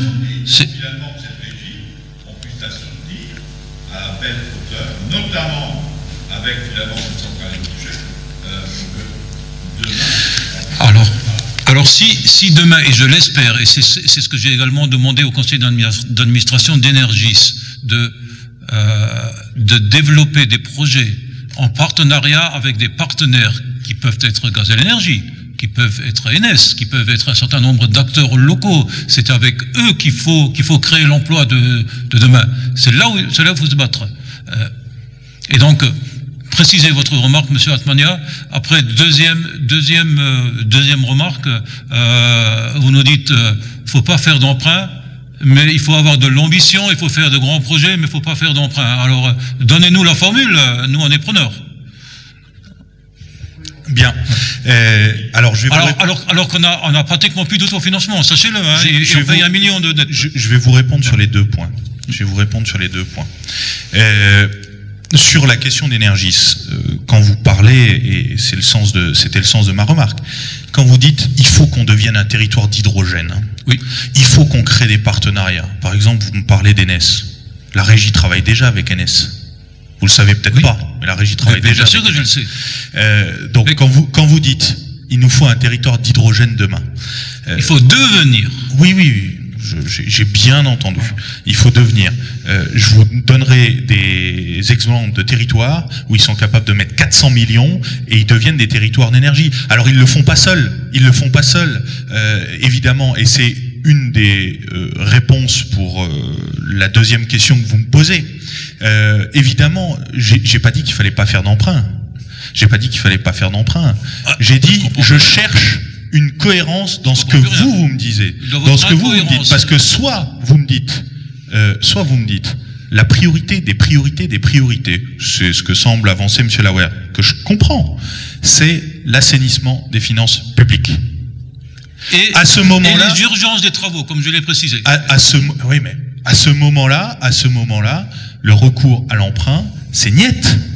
Soit vous me dites, on doit investir, et c'est ce que moi j'aimerais que vous fassiez, et là je comprendrais, parce que là ça serait cohérent. Vous me dites, on est dans le plan de relance, les entreprises sont en difficulté, on a besoin d'investir sur le territoire. Vous dites d'ailleurs tous dans vos interventions, mais on comprend pas où sont passés 25 millions d'investissements sur le territoire, etc., etc. Qu'est-ce qui a été fait? Quel grand projet, etc., etc. Mais je vous rejoins là-dessus. Mais à ce moment-là, soyez dans un plan d'investissement massif, et allez-y sur l'emprunt. Donc ce que je vous dis de façon très simple, et soit vous faites semblant de pas comprendre, soit vous comprenez pas, mais soit vous êtes dans une logique de dire on assainit les comptes et à ce moment-là il n'y a pas de recours à l'emprunt, soit vous êtes dans une logique d'investissement massif et à ce moment-là allez-y franchement. Mais là vous avez une politique à la pisse-froid. C'est ça que je vous dis. Je peux pas le dire autrement. Le qualificatif que vous voulez, si vous avez pas d'ambition et pas de direction forte. Si vous avez bien entendu mes derniers propos à la fin de mon exposé, je dis, avec toutes ces contraintes, il faut préparer l'avenir de demain. Donc il faut bien démarrer nos projets. Le temps passe vite, les 5 ans passent vite, et le cœur de ville est un grand axe, et croyez-moi, on travaille dessus. Vous qui avez un petit peu travaillé sur le projet cœur de ville, les choses sortent pas comme ça du jour au lendemain. On vient de terminer les études, elles sont terminées. On démarre nos projets, les comités de pilotage sont là, les fiches d'action sont là, nos partenaires sont là, les financements sont prévus, mais c'est de la démagogie quand vous dites soit vous assainissez les comptes, soit vous faites un grand emprunt, mais surtout faites pas d'emprunt. Il faut savoir ce que vous voulez. Mais non, je vous non, c'est pas incohérent. Voilà. C'est pas incohérent. Moi, je vous propose deux pistes. Vous êtes une fois à l'est, une fois à l'ouest. Non, je vous propose deux pistes. À vous de faire le choix. Vous avez les cordons de la Beauce. Mais nous, notre choix, on l'a fait. Votre choix, c'est de ne pas avoir d'ambition pour la collectivité. Macache Walou. Voilà. C'est votre Monsieur Letellier. Et je pense que, allez, on termine avec Monsieur Letellier s'il n'y a pas d'autres nouvelles interventions. Bon, je suis toujours très choqué quand j'entends les interventions de Monsieur Atmania. Donc je dis posément et calmement. Donc c'est sûr qu'en fait, dans une logique financière et d'économie et d'entreprise, il y a plusieurs approches. Il y a l'approche stratégie défensive. Il y a l'approche également stratégie offensive. Donc c'est clair qu'il faut avoir les ambitions de ces moyens, enfin les moyens de ces ambitions plutôt, excusez-moi les moyens de ces ambitions, sauf que je vais dire donc ce qu'on a choisi avec notre équipe autour d'un projet qui est ambitieux, et j'insiste parce que notre projet est ambitieux pour développer l'attractivité, autour de 38 points avec des gros chantiers au cœur de ville qui sont importants. Il nous faudra 2 mandats.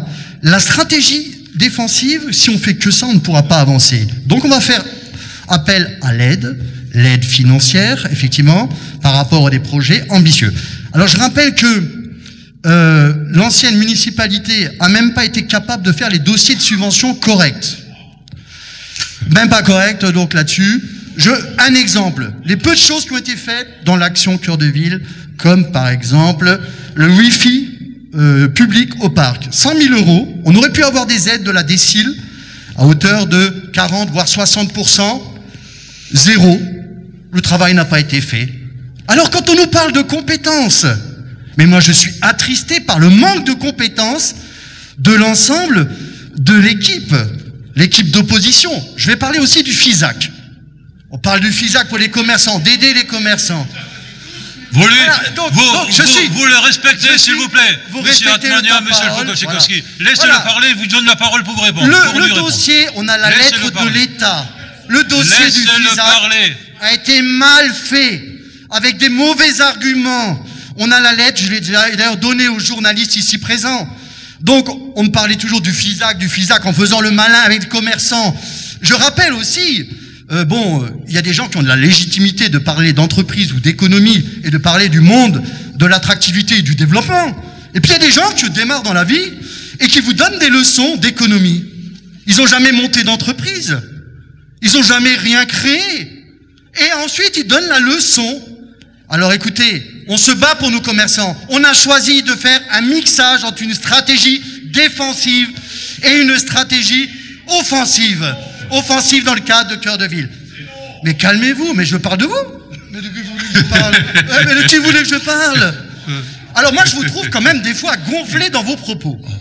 Vraiment gonflé dans vos propos, et c'est vraiment, ça m'amuse. Hein.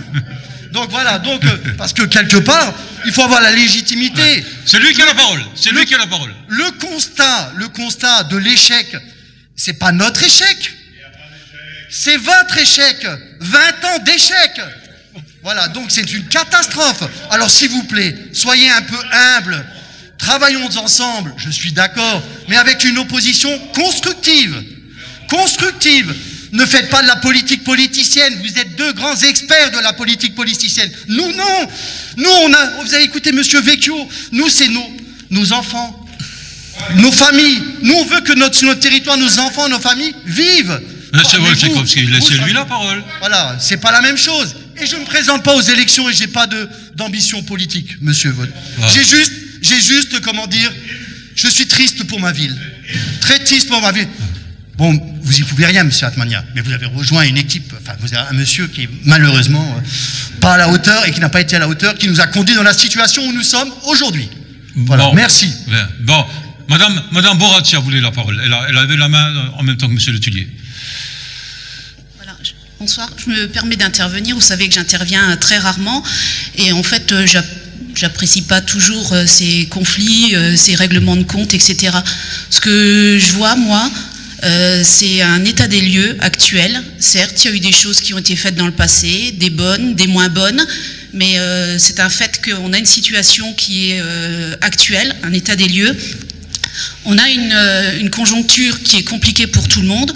Je rejoins Monsieur Vecchio quand il disait bah oui, on parle au niveau national et tout ça, mais il faut finir la fin du mois, il faut se lever pour aller travailler quand on a la chance d'avoir un travail, etc. Donc voilà, je voulais intervenir en mon nom personnel. Je souhaite qu'on trouve des compromis, tous, m'investir pour ma ville. Moi, je fais pas de politique, j'y connais pas grand-chose là-dedans, mais je souhaite m'investir pour ma ville, essayer de trouver des compromis dans le sens où, ok, donner des aides, c'est bien beau, aller les chercher, mais il n'y a pas que de l'argent. On peut faire en sorte que les gens arrivent à s'auto-aider. Je parle notamment dans un milieu que je connais, notamment, enfin que je connais, j'ai pas cette prétention, mais que je vois au quotidien. Quand on n'arrive pas à payer une facture d'électricité ou de gaz, c'est facile d'aller chercher une aide et me dire bah, tu peux me donner un chèque pour payer ma facture, mais est-ce qu'on peut pas faire un état des lieux et aider plutôt à isoler la maison, à trouver des solutions d'un contexte pour éviter de prendre de l'argent d'un côté, de le reverser à l'autre et puis pas ouvrir les yeux aux gens, quoi. Vous avez raison. Voilà, moi je suis plus dans cette vision des choses. Donc voilà, après, ce qui a été fait avant, après, c'est comme dans un divorce, hein, il y a des parts de responsabilité de tous les côtés, il y a un budget à respecter suivant un état des lieux, et voilà, je pense qu'il faut avancer ensemble en trouvant des compromis et le mieux possible. Voilà, merci. Alors je peux que vous applaudir. Vous avez raison et je vous rejoins, mais on vous rejoint tous là-dessus, surtout Monsieur Vecchio, parce que dans notre programme, mettre en place un service social, je ne parle pas du CCS pour différencier les deux, mettre en place un service social, c'est ça. C'est exactement ce que vous venez de dire. C'est ça. Monsieur Wojciechowski, puis Monsieur Atmania et Monsieur Vecchio. Monsieur Wojciechowski, bah, peu importe.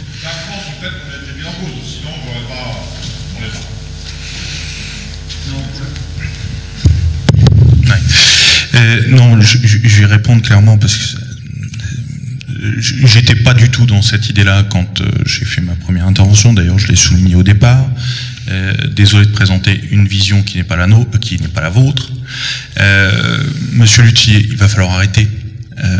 Écoutez, vous dites que je n'ai pas créé d'entreprise. Je vous apprends une chose, j'ai créé une entreprise. Je vous dis une deuxième chose, vous dites que je n'ai pas créé d'emploi, je viens de recruter. D'accord ? J'ai 23 ans, j'assume ma présence dans ce conseil municipal. Vous m'en excusez, vous avez une collègue qui est la Benjamine du conseil municipal. Je pense qu'elle a autant le droit de participer au débat ici que moi.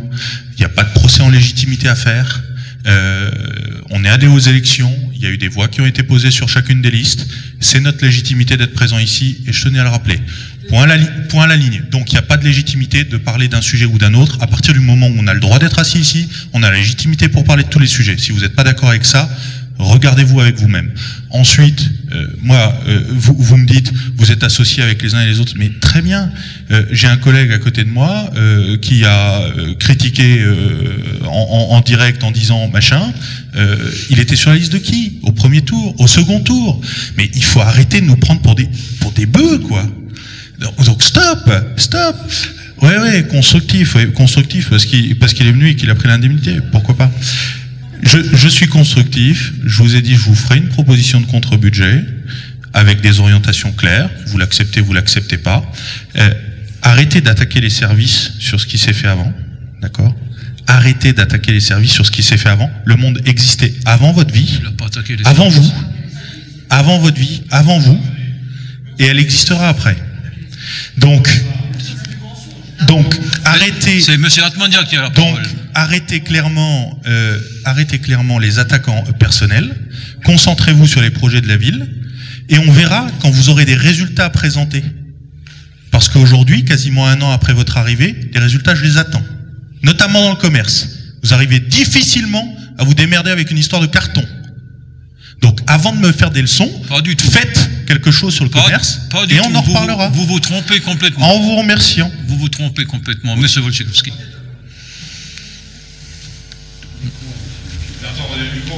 Oui, il arrive. Au pas de course. Je suis assez court, mais assez constructif. Je crois quelque part qu'en écoutant mes collègues d'opposition, tu vois bien, mon cher René, que quelque part on est relativement constructif. Ce que je souhaite finalement dans les débats, c'est que chacun le soit, de sa façon. Il y a vu un avant, il y aura finalement un après. Mais ce qui est important compte tenu des enjeux de demain, c'est qu'on soit finalement soucieux les uns les autres et que quelque part on ne critique pas simplement pour critiquer.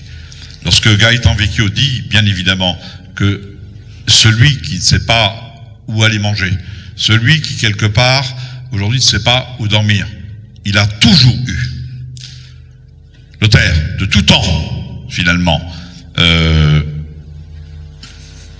quelque chose qui était important. Souviens-toi René, c'est nous qui avons enlevé l'hôtel social qui traînait à côté de la mairie pour dire que la dignité humaine est quelque chose d'important. Et je pense que dans cette dignité humaine, il y a quelque chose de fondamental. C'est travailler ensemble pour construire. Et je pense que construire pour demain, c'est pas détruire aujourd'hui et faire finalement des insinuations des uns et des autres. Si la transparence doit être d'un côté, elle doit être aussi de l'autre. Je l'accepte, me concernant, pour l'équipe que j'ai menée et qui doit aujourd'hui avoir la tête haute, parce que ce qui a été fait, René, avec vous tous, a été bien fait dans l'intérêt des Naboriens. Et ce qui est très important, c'est que toi le rester. En tous les cas, je la défendrai bec et ongle pour dire simplement une chose. Saint-Avold aujourd'hui a besoin de tout le monde. Elle a besoin bien évidemment de vivre sa vie, mais elle a besoin aussi finalement d'un besoin industriel. Elle a besoin quelque part qu'on soit ensemble et qu'on travaille ensemble. Alors, certains l'ont compris autour de vous. D'autres ont encore pas compris. Quelque part, ensemble, on est beaucoup plus fort. Voilà. Bien, encore Monsieur Vecchio, et je pense qu'on est au bout. Hein. On a débattu. C'est temps. Je voudrais rebondir effectivement sur ce que vous avez dit. Et effectivement, je suis avec vous. C'est pas facile de venir demander une aide.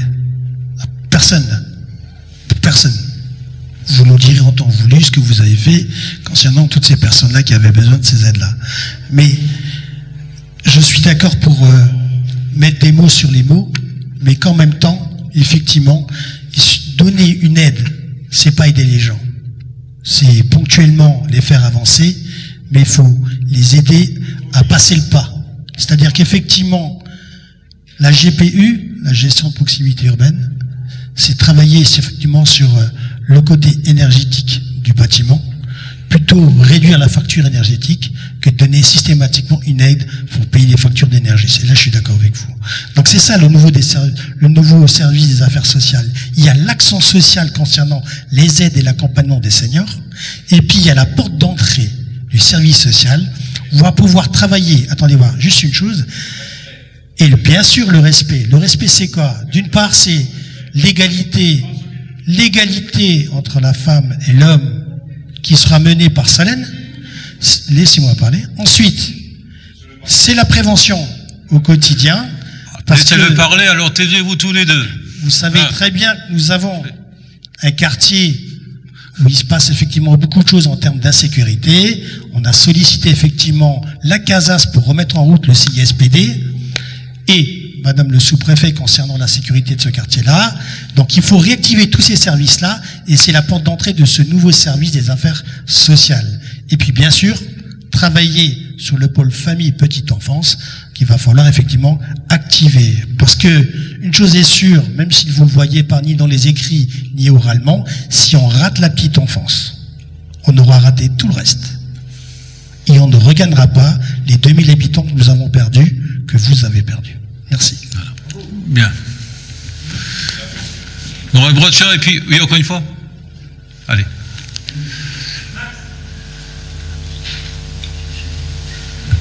Voilà, j'interviens juste une toute dernière fois. L'exemple que j'avais donné par rapport au social, d'aider les gens, pas forcément financièrement, mais de les aider à se prendre en main, c'est pas que valable pour les gens. C'est pour les gens en difficulté ou autres, c'est valable dans tous les milieux. Au niveau du personnel, par exemple, on voit qu'il y a un problème dans un service ou autre, oui, on embauche quelqu'un qui aidera, plutôt que d'embaucher quelqu'un et de lui donner un salaire, pourquoi pas faire une formation où on investit un petit peu, mais qui améliorera le service. Pareil pour des frais dans les quartiers, d'amélioration des quartiers, etc. Il y a plein de gens, plein de retraités dans les quartiers qui voudraient œuvrer pour leur quartier et leur donner les moyens de le faire. Ça ferait bouger les gens, ça ferait des économies pour la ville de payer des entreprises qui font l'entretien, etc. C'est dans tous les milieux.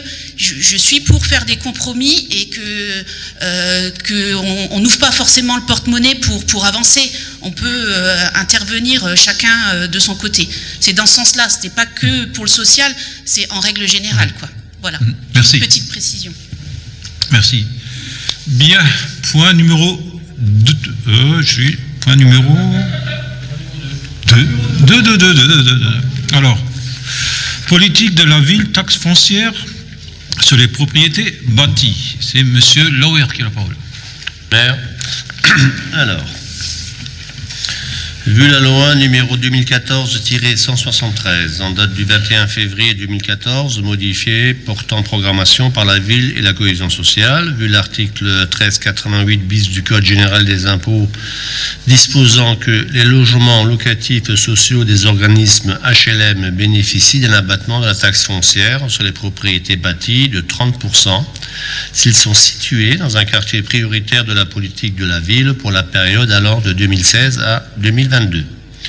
Vu la délibération du conseil municipal en date du 30 juin 2016 approuvant la convention d'abattement de 30% de la TFBP au profit des bailleurs sociaux demandeurs pour la période 2016-2020, vu la délibération du conseil communautaire en date du 22 décembre 2020 portant reconduction de cette convention jusqu'en 2022, vu l'avis favorable de la commission des finances, le conseil municipal est invité à accepter la reconduction de l'abattement de la taxe foncière sur les propriétés bâties de 30% profit des bailleurs sociaux demandeurs s'ils sont situés dans un quartier prioritaire de la politique de la ville jusqu'en 2022. Et autoriser le maire ou son représentant à signer les avenants ci-joints accordant l'abattement jusqu'en 2022. Y a-t-il des questions? Je passe au vote. Qui est contre? Qui s'abstient? Merci. Merci Pascal. Point numéro 3. Plan local d'urbanisme, refus du transfert de compétences. Monsieur Lirim, c'est à vous. Merci Monsieur le maire. Donc la loi Allure du 24 mars 2014 prévoit le transfert automatique de la compétence en matière de PLU aux intercommunalités à compter du 1er janvier 2021. Donc le PLU, c'est les règles de l'urbanisme. Cette loi prévoit également un transfert de la compétence en matière de droit de préemption urbain et de gestion des documents d'urbanisme, comme le POS, PLU, carte communale. Toutefois, il peut être dérogé à ce transfert de compétences si dans les 3 mois précédents, cette date, au moins 25% des communes représentant au moins 20% de la population s'y opposent. Il convient à ce propos de rappeler que la gestion des documents d'urbanisme est un outil essentiel permettant aux communes d'organiser leur cadre de vie en fonction de leurs spécificités. À Saint-Avold, nous avons quand même la chance d'avoir un service complet et très pertinent. Le transfert de PLU à l'échelle intercommunale avec création à terme d'un PLUI commun à une quarantaine de municipalités aux caractéristiques urbanistiques très différentes, entre le centre mosellan et le pays naborien, plus dense et industrialisé, serait probablement très complexe à mettre en cohérence. Ainsi, il vous est proposé de refuser ce transfert de compétences en matière de PLU à l'intercommunalité. Donc pour vous expliquer un peu, c'est lorsque vous déposez un permis ou une déclaration préalable, donc on a des règles propres, chaque commune a ses règles propres, qui s'appellent le PLU, et en fait l'idée c'est de créer un PLU-I au niveau interco. Donc les services seraient basés à l'interco. Ça veut dire qu'on perdrait quand même des compétences.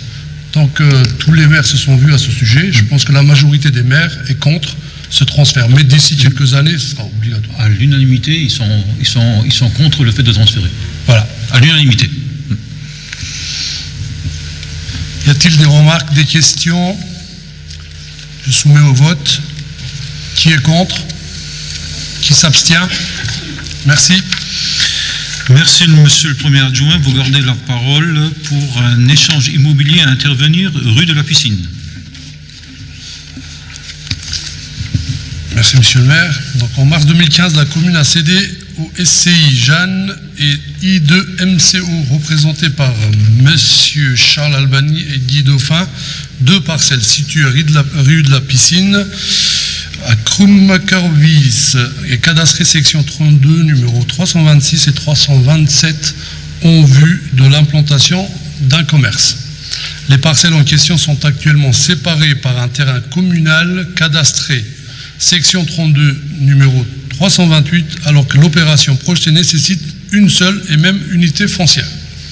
C'est pourquoi les sociétés ont sollicité une opération d'échange immobilier avec la commune, dans la mesure où la municipalité souhaite conserver un accès aux propriétés contiguës.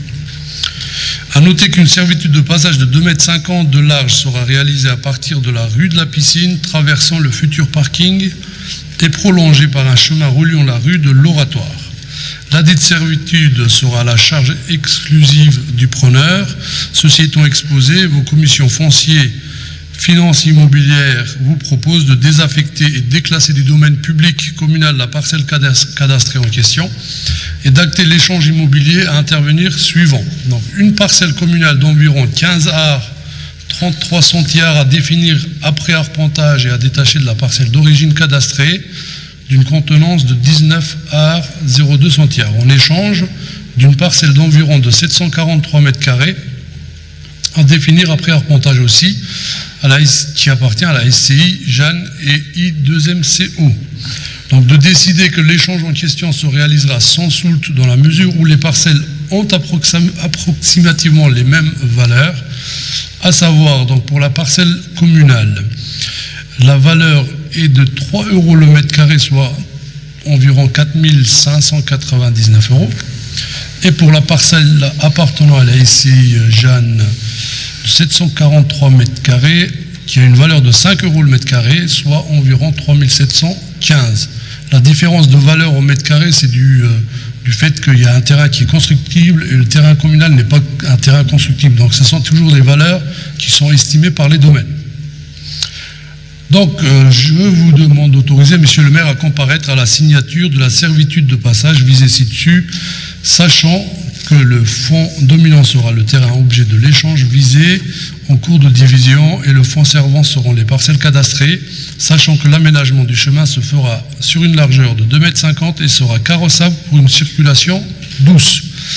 De donner tout pouvoir à monsieur le maire à l'effet de prendre l'engagement de ne pas exercer le droit et à la résolution prévue dans l'acte de vente du 13 mars 2015 grevant les parcelles 32 et signer l'acte de main levée sur les parcelles cadastrées 32 numéros 326 et 327 concernant les droits à la résolution et les restrictions inscrites dans l'acte de vente de 2015, et ce malgré le non-respect des engagements figurant dans le dit acte de vente.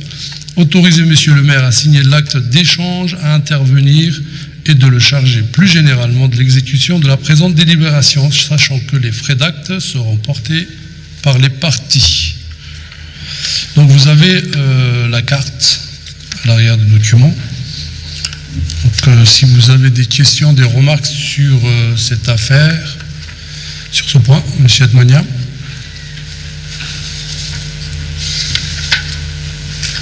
Oui, simplement vous dire que je voterai contre cet échange de terrain. Non pas sur le principe de l'échange de terrain, mais sur la destination du terrain de demain. Évidemment, on sait qu'il y a, et d'ailleurs c'est indiqué sur le deuxième plan que vous nous avez fourni, la prévision de la construction d'un supermarché, a priori Lidl, si je ne me trompe pas. Deux problèmes par rapport à ça, qui sont très clairs. Le premier, c'est la fermeture donc du Lidl de la zone Pattonne, et je ne suis pas un partisan du déshabiller Paul pour habiller Jacques. On a une zone Pattonne qui est en décrépitude, qui à mon avis... non, ça reprend vie là. Ça reprend vie, mais doucement. Ils vont être réfectés les lots. En tous les cas, la problématique c'est la suivante. On a une zone qui est en entrée de ville, et qui est quelque part une des premières vitrines quand on arrive. Donc même si ça reste une zone commerciale, donc par définition pas le lieu le plus sexy du monde, il est clair que le transfert de A à B est moyennement apprécié. En dehors de ça, la problématique c'est aujourd'hui on installe un Lidl à cet endroit-là, dont je ne vois pas forcément la plus-value. Avec un leader price qui est à proximité, qui n'est pas forcément en très grande forme. En tous les cas, et je le trouve en plus incohérent avec la dynamique de cœur de ville. Très honnêtement, je pense qu'on pourrait, d'ailleurs c'était un projet avancé, favoriser l'implantation d'un commerce alimentaire en centre-ville, et la présence de ce Lidl-là demain ne le favorise en rien. Donc je voterai contre cette délibération pour ces raisons. Merci. Je vais quand même donner quelques détails sur ce projet. Alors la fermeture de Lidl à Pattonne, personne ne nous a informés. On a appris un jour que le Lidl avait fermé. C'est bien une fermeture, c'est pas un transfert. Hein, c'est pas un transfert, donc c'était une fermeture. Mais il y a d'autres. L'autre n'était pas acquis. Hein. Voilà, d'autres projets sont en cours sur ce site. On a 2 ou 3 entreprises qui vont venir donc dans la zone Pattonne, ça va reprendre vie et c'est très bien pour la ville. Concernant Leader Price va effectivement fermer. On ne sait pas quand. Donc du coup, il y a un besoin d'un magasin alimentaire pour les gens qui habitent autour dans ce quartier. Sur notre territoire, pas sur Longeville. Et donc ça sera un moteur aussi du développement parce que faut savoir que King Jouet et tous les magasins qui sont autour ont aussi besoin de flux. Donc je pense que le Lidl, bon je ne voulais pas donner le nom Lidl parce que je ne veux pas faire la promo d'un magasin, mais le commerce qui va s'installer ici va attirer du monde, c'est sûr, et on va créer quand même une vingtaine d'emplois. C'est-à-dire, c'est 20 plus 10, donc une trentaine d'emplois. Ça va être un moteur économique. On a demandé et on a été très vigilant par rapport aux règles urbanistiques et environnementales concernant donc le réseau de Rossel. Donc on les a prévenus qu'il ne fallait pas se rapprocher de trop. On a prévenu aussi de créer la zone de passage pour piétons qui n'était pas prévu sur le permis. Et ça va changer un peu encore, hein, puisqu'on va racheter un terrain. Voilà, donc on achètera le terrain qui est à côté pour créer une servitude tout autour pour les gens qui veulent se rendre de la rue de l'Oratoire vers la rue de la piscine. Et dans le projet d'aller jusqu'à la rue du Lac. Et voilà, donc le projet est d'aller jusqu'à la rue du Lac. Et derrière, toute la zone qui se trouve derrière, qui est humide, fragile, donc monsieur le maire a souhaité qu'on passe cette zone en zone naturelle, à la révision du PLU. À ce jour, il faut savoir que cette zone est constructible. Nous sommes dans une règle urbanistique où on permet encore de construire. Donc notre objectif, c'est quand même de déclarer toute la zone qui se trouve derrière en zone naturelle, comme ça on évite toute nouvelle construction. Voilà. Madame Moratia. Oui, je voulais intervenir. Moi, ce qui m'inquiète un petit peu dans cette implantation, c'est la circulation. Déjà, actuellement, c'est très compliqué aux heures de pointe. Il y a des bouchons quand on veut sortir de King Jouet, même chez Dosda ou quoi. Le rond-point, ça bouchonne. Ok, il faut des commerces de proximité pour les gens, mais les gens qui habitent dans le coin, ils peuvent traverser la route aussi et aller chez Cora. Certes, c'est pas le même territoire, mais il y a quand même des magasins de proximité, quoi. Donc, qu'est-ce qui est prévu pour améliorer la circulation si ce magasin est implanté à cet endroit-là? Alors, il y a déjà une information qui est importante. Umit l'a dit, il va y avoir moins de circulation du fait de l'arrêt de Leader Price. Ça, c'est une chose. Ça va pas, c'est un petit paramètre. Il faudra voir l'usage dans le sens Saint-Avold vers le Cora, vers le rond-point. Dans ce sens-là, il n'y a rien de particulier de prévu aujourd'hui. On va voir dans le sens inverse, donc du Cora, du rond-point vers le rond-point vers la piscine. Et puis après, bon, c'est pas trop là que ça bloque au rond-point du CAC. J'ai demandé au service technique de voir la faisabilité de passer le boulevard de Lorraine entre le CAC et le rond-point de la mairie à double sens pour éviter qu'on ait la queue rue Foch, rue Hirschauer et puis rue Clemenceau, d'être obligé de passer par là. C'est aussi bien pour les pompiers. Après, on va essayer de venir depuis la rue Foch, mais déjà dans le rond-point, de reprendre un contresens. Ça va limiter déjà ça va limiter la vitesse, boulevard de Lorraine, et ça va fluidifier le trafic sur cet endroit-là. C'est à cette manière. Oui, merci. Simplement pour te répondre, Umit, par rapport aux éléments que tu as apportés. Sur les questions environnementales, je ne l'ai pas abordé puisqu'on l'a vu en commission urbain et foncier. C'était un point qui avait été pour le coup bien fait. Là, c'est plus une question, je dirais, de principe par rapport à une stratégie de dynamisme commercial. On me dit Leader Price va partir. C'est effectivement une information que j'avais aussi. La question, c'est qu'est-ce qui sera mis demain dans Leader Price. Alors, c'est connu déjà. Il y a un projet dessus. On peut pas en parler, mais bien sûr. Non, mais ce que je veux dire par là, c'est voilà, qu'est-ce qu'on va faire sur ces zones-là demain. Le Lidl de Patton, était quand même fréquenté beaucoup par les gens qui habitaient Huchet notamment, parce que facile d'accessibilité. C'était pas rentable pour eux. Non, mais j'entends. J'entends. Tout ça, c'est des choses que j'entends. Mais à un moment donné, l'implantation de nombreux commerces dans des zones de périphérie qui n'en sont pas, parce que c'est extrêmement proche tout de même du centre-ville, j'ai peur de l'impact pour demain. J'ai peur de l'impact et j'ai peur des portes qui pourraient se fermer éventuellement sur ce même type de commerce à 500 mètres de là. Voilà, et voilà la raison de mon opposition à ce projet, même si d'ailleurs le point qu'évoque Valentine est aussi pertinent. On a un problème de toute façon, on avait fait à l'époque des comptages de flux sur cette zone hyper important et des problèmes de bouchons aux heures de pointe. C'est quand Lidl est venu nous voir, hein, on a effectivement parlé de ce problème de circulation, mais ils nous disent, écoutez, on a fait des calculs, c'est là qu'on veut être. Si c'est pas là, c'est ailleurs, mais pas Saint-Avold. Donc c'est là qu'on veut être. Ils ont calculé, ils ont fait leur estimation. Non, pour la zone Patton, il y a un autre projet, donc ça va pas en matière de commerce de proximité. Le Lidl a également un projet de restructuration. Le Lidl est venu vers nous pour acquérir un nouveau terrain. Ça va se faire cette année. Il faut qu'on trouve l'Aldi, pardon,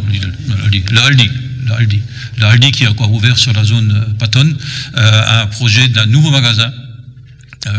On travaille depuis quelques mois dessus. Hein. Il faut trouver une solution pour libérer le foncier qu'ils souhaitent. Et ils disent aussi on va être là et pas ailleurs. Donc j'espère que d'ici 3-4 mois on aura trouvé la solution. Ça ne veut pas dire libérer le foncier. On aura trouvé la solution pour pouvoir commencer à engager la procédure pour libérer le foncier. Donc c'est bien, on garde un commerce sur cette zone-là. Et la Aldi a aussi dit, comme Lidl, hein, c'est là et pas ailleurs. C'est là qu'ils veulent développer leur activité. Donc la difficulté aussi, c'est que derrière le Aldi, on ne veut pas que le magasin reste une friche. Tout de suite, on y travaille, on a déjà un autre projet sur un autre projet. Ça s'enchaîne. Donc voilà, tout s'enchaîne. Et en fait, là où ils veulent acquérir, il y a des gens qu'il faut déplacer, trouver un autre bâtiment pour les déplacer, pour démolir, vendre à Aldi et déplacer encore une autre entreprise chez Aldi. Donc en fait, tout s'enchaîne. C'est pour ça que ça prend un peu de temps, mais on va y arriver. Donc on va y arriver, je pense, d'ici la fin d'année. Ce serait bon. Ouais, voilà pour toutes ces explications. S'il n'y a pas d'autres questions, je soumets au vote. Qui est contre? Du coup, Madame Boratia. Qui s'abstient? Merci. Merci. Alors, point numéro 5, qui concerne les ressources humaines, et donc c'est les personnes communales, modification du tableau des effectifs. Donc ça, c'est quelque chose qui vit constamment, qu'il faut rappeler plus souvent. Vous avez un point à modifier. J'espère que maintenant les données sont effectivement justes, parce que c'est le problème que je donnais d'entrée au service ressources humaines. On a quelques difficultés en ce moment. Et on va les régler, mais bon, ça a parfois des impacts. Madame Guérin, vous avez la parole. Alors, merci Monsieur le maire. Donc, dans le cadre de l'organisation générale des services et pour permettre également des avancements de grade de certains agents suite à examen, concours, avancement de grade ou promotion interne, ainsi que le recrutement d'agents si nécessaire, il convient régulièrement de remettre à jour le tableau des effectifs. C'est dans cet esprit que votre commission des finances, dans sa précédente réunion, vous propose aujourd'hui d'adopter les modifications suivantes du tableau des effectifs du personnel communal. Donc pour rentrer un peu plus dans les explications, donc comme l'a souligné M. Steiner, il convient de mettre régulièrement à jour ce tableau. Or, lorsqu'on prend en compte les précédentes délibérations du conseil municipal, on se rend compte qu'il n'a pas été modifié depuis début 2019.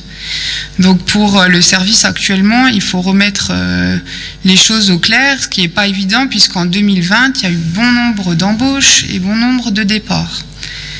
Donc on essaye de mettre ça au clair. Après, pour rentrer un peu plus dans les détails, donc je ne vais pas vous faire passer toutes les lignes, mais par exemple, on se rend compte qu'au niveau de nos attachés principaux, seulement 2 postes sont ouverts. Or, on en a 3 en mairie. Donc l'un des postes a été nommé par la précédente équipe municipale, mais par contre aucune régularisation n'a été faite. Donc on va essayer de le faire, enfin on va devoir le faire. Ensuite, par exemple, vous voyez à la filière technique qu'une personne en plus a été recrutée, donc il s'agit de notre DST. Ensuite, donc si on fait un petit peu les totaux de tout le personnel, on se rend compte quand même que la filière technique et la filière administrative sont celles qui occupent le plus de personnes. Donc 163 au niveau du technique et 93 au niveau de la filière administrative. Donc ça fait 333 personnes, 34 personnes en tout. Et donc ensuite, on souhaite laisser un certain nombre de postes vacants.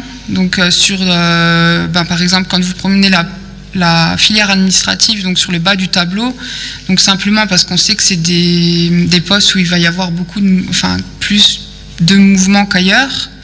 Donc on les laisse en l'état pour permettre des recrutements. Vous avez des questions sur ce tableau? Il y a un vote dessus? Oui. Oui, on peut faire voter. Ok. Donc, qui est contre? Qui s'abstient?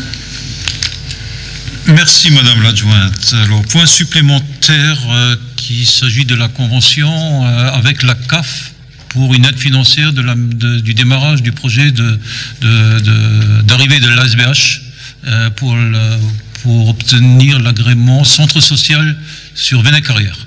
Monsieur Godig, vous avez la parole. Merci, Monsieur le maire.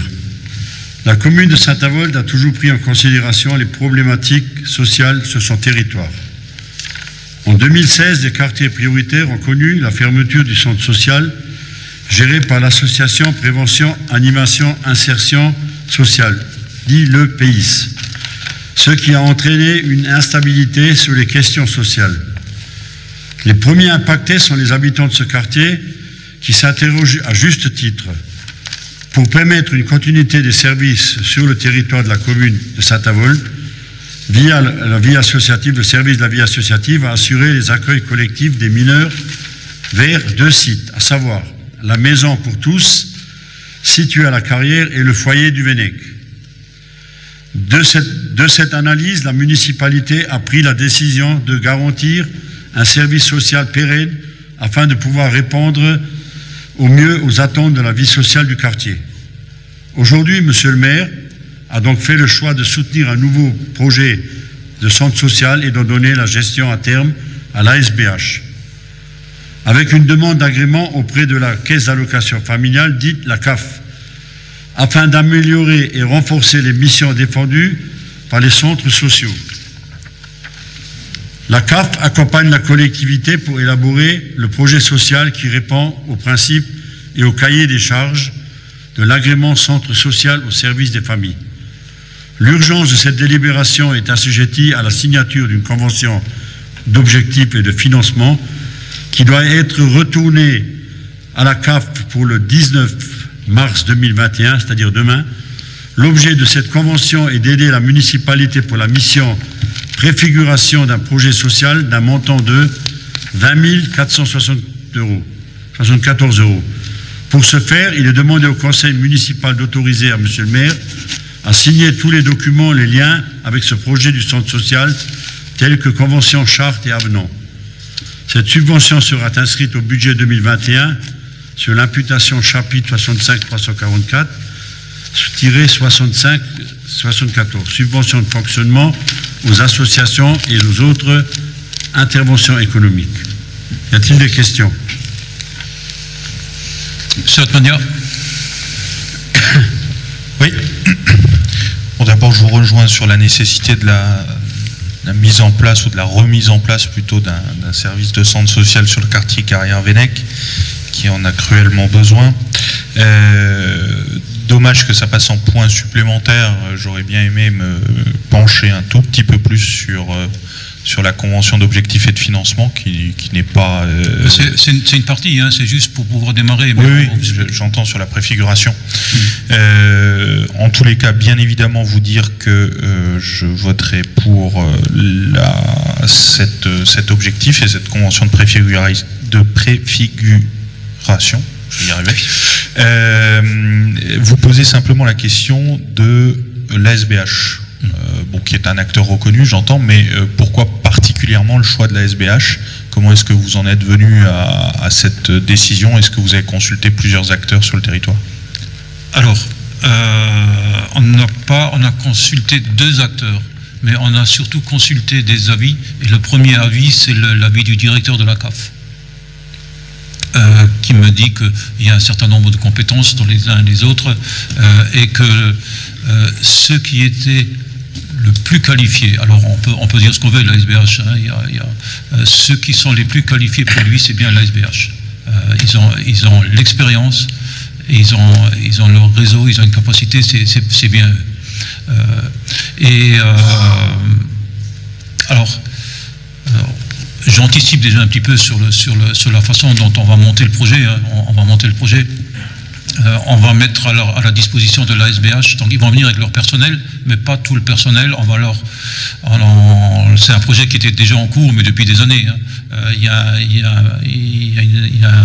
un agent municipal qui a été formé à la direction de ce centre. Donc on a demandé à la SBH que ce soit cette personne-là qui prenne la direction, donc une personne municipale qui prenne la direction. On va également y laisser une secrétaire, je pense, si elle désire rester. Hein, on a parlé avec les personnes, si elle désire rester, et un autre animateur. Donc on leur mettra à disposition 3 personnes. Ils viendront avec le complément. Ce qui est bien, alors c'est une association. Ce qu'on a surtout voulu, c'est pas recréer une association avec un nouveau conseil d'administration. Il y avait bien la MJC, j'ai parlé avec la MJC, mais on aurait dû recréer une nouvelle MJC là-haut pour pas cumuler les deux, c'était trop difficile dans la gestion. Donc ça veut dire recréer un conseil d'administration, et on a bien vu les dérives avec le pays. Il ne faut pas que ce soit politisé. Il faut pas mettre un conseil d'administration où d'autres rentrent dedans. Il y a la SBH, ils sont compétents, ils sont neutres, ils sont professionnels. Voilà pourquoi on a choisi la SBH. Et juste une dernière question complémentaire. Du coup, l'idée, c'est bien que la SBH s'installe dans le foyer du Vennec. Et de la Carrière. Et de la Carrière, donc la maison pour tous également. Oui. Donc, oui, c'est la politique de la ville, on a pris un ensemble dans le quartier QPV. D'accord, oui. Très bien. Ben, merci. Monsieur Vecchio veut la parole. Oui. Simplement, avec Lolo, effectivement, le projet a émergé. Simplement, le choix de ces structures, c'est surtout l'accompagnement et la formation du personnel. Il faut qu'on gagne du temps. Il faut qu'on gagne du temps en sérénité sur ce quartier-là, et l'ASBH semble effectivement l'opérateur le plus à même du territoire, et puis historiquement lié au bassin houiller du Lorraine, qui connaît bien son territoire. Il y a déjà sur place un chantier d'insertion couture mené par l'ASBH, et logiquement, ce choix a été logique, puisque du coup, il y a un plan de formation en interne, et il y aura un plan d'accompagnement des salariés, et on a rencontré dernièrement avec monsieur le maire, Lolo, et puis d'autres élus des jeunes du quartier. La question, c'est d'aller vite, très vite, pour répondre aux besoins du territoire. Voilà. Ben, je tenais à rajouter quelque chose. Je connais l'ASBH depuis au moins 1990, puisqu'elle a œuvré au Vennec des années. Hein, et puis donc en 2002 ou 2003, on n'a plus voulu de l'ASBH, on l'a donc balancé. On a créé le PIS et on l'a délaissé aussi. Et puis on s'est retrouvé finalement avec la municipalité qui avait ça en charge. Aujourd'hui, on a une occasion unique de travailler avec la CAF, hein, donc avec l'ASBH. Et je crois qu'ils ont la compétence pour ça et je leur fais confiance. Voilà. Donc s'il n'y a pas d'autres questions, on va passer au vote. Il y a une question, Madame Nassiri. Merci, monsieur le maire. Donc oui, effectivement, l'ASBH était dans nos quartiers il y a très très longtemps, et ça, vraiment, ça avait porté ses fruits.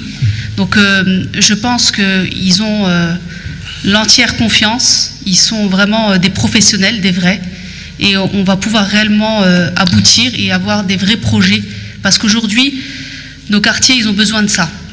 Et cela devient très urgent. À l'heure actuelle, où il faut vraiment donner la main à de la compétence, et de la vraie compétence, et pas du recrutement de rue. Voilà, merci. Oui. Alors, vous dites qu'il faut aller vite. Oui, on va aller vite. Hein. Alors, pour un peu caler le planning, je pense qu'ils vont arriver, les premières personnes vont arriver au mois de mai pour déposer le projet de bilan social pour avoir l'agrément au mois de juin. Si tout va bien, le directeur de la CAF m'a dit qu'il se prononcerait au mois de septembre pour nous donner l'agrément à partir du mois de juin, au moment où on l'a déposé. Donc vous voyez, on va aller très vite. Oui. Voilà. Donc s'il n'y a plus de questions, on passe au vote. Qui est contre? Qui s'abstient? Merci. Merci bien. Donc je vous donne rendez-vous. Le conseil est fixé, Madame Kempfenich ? Le 13 avril pour le budget, notamment. Bonne soirée à tous.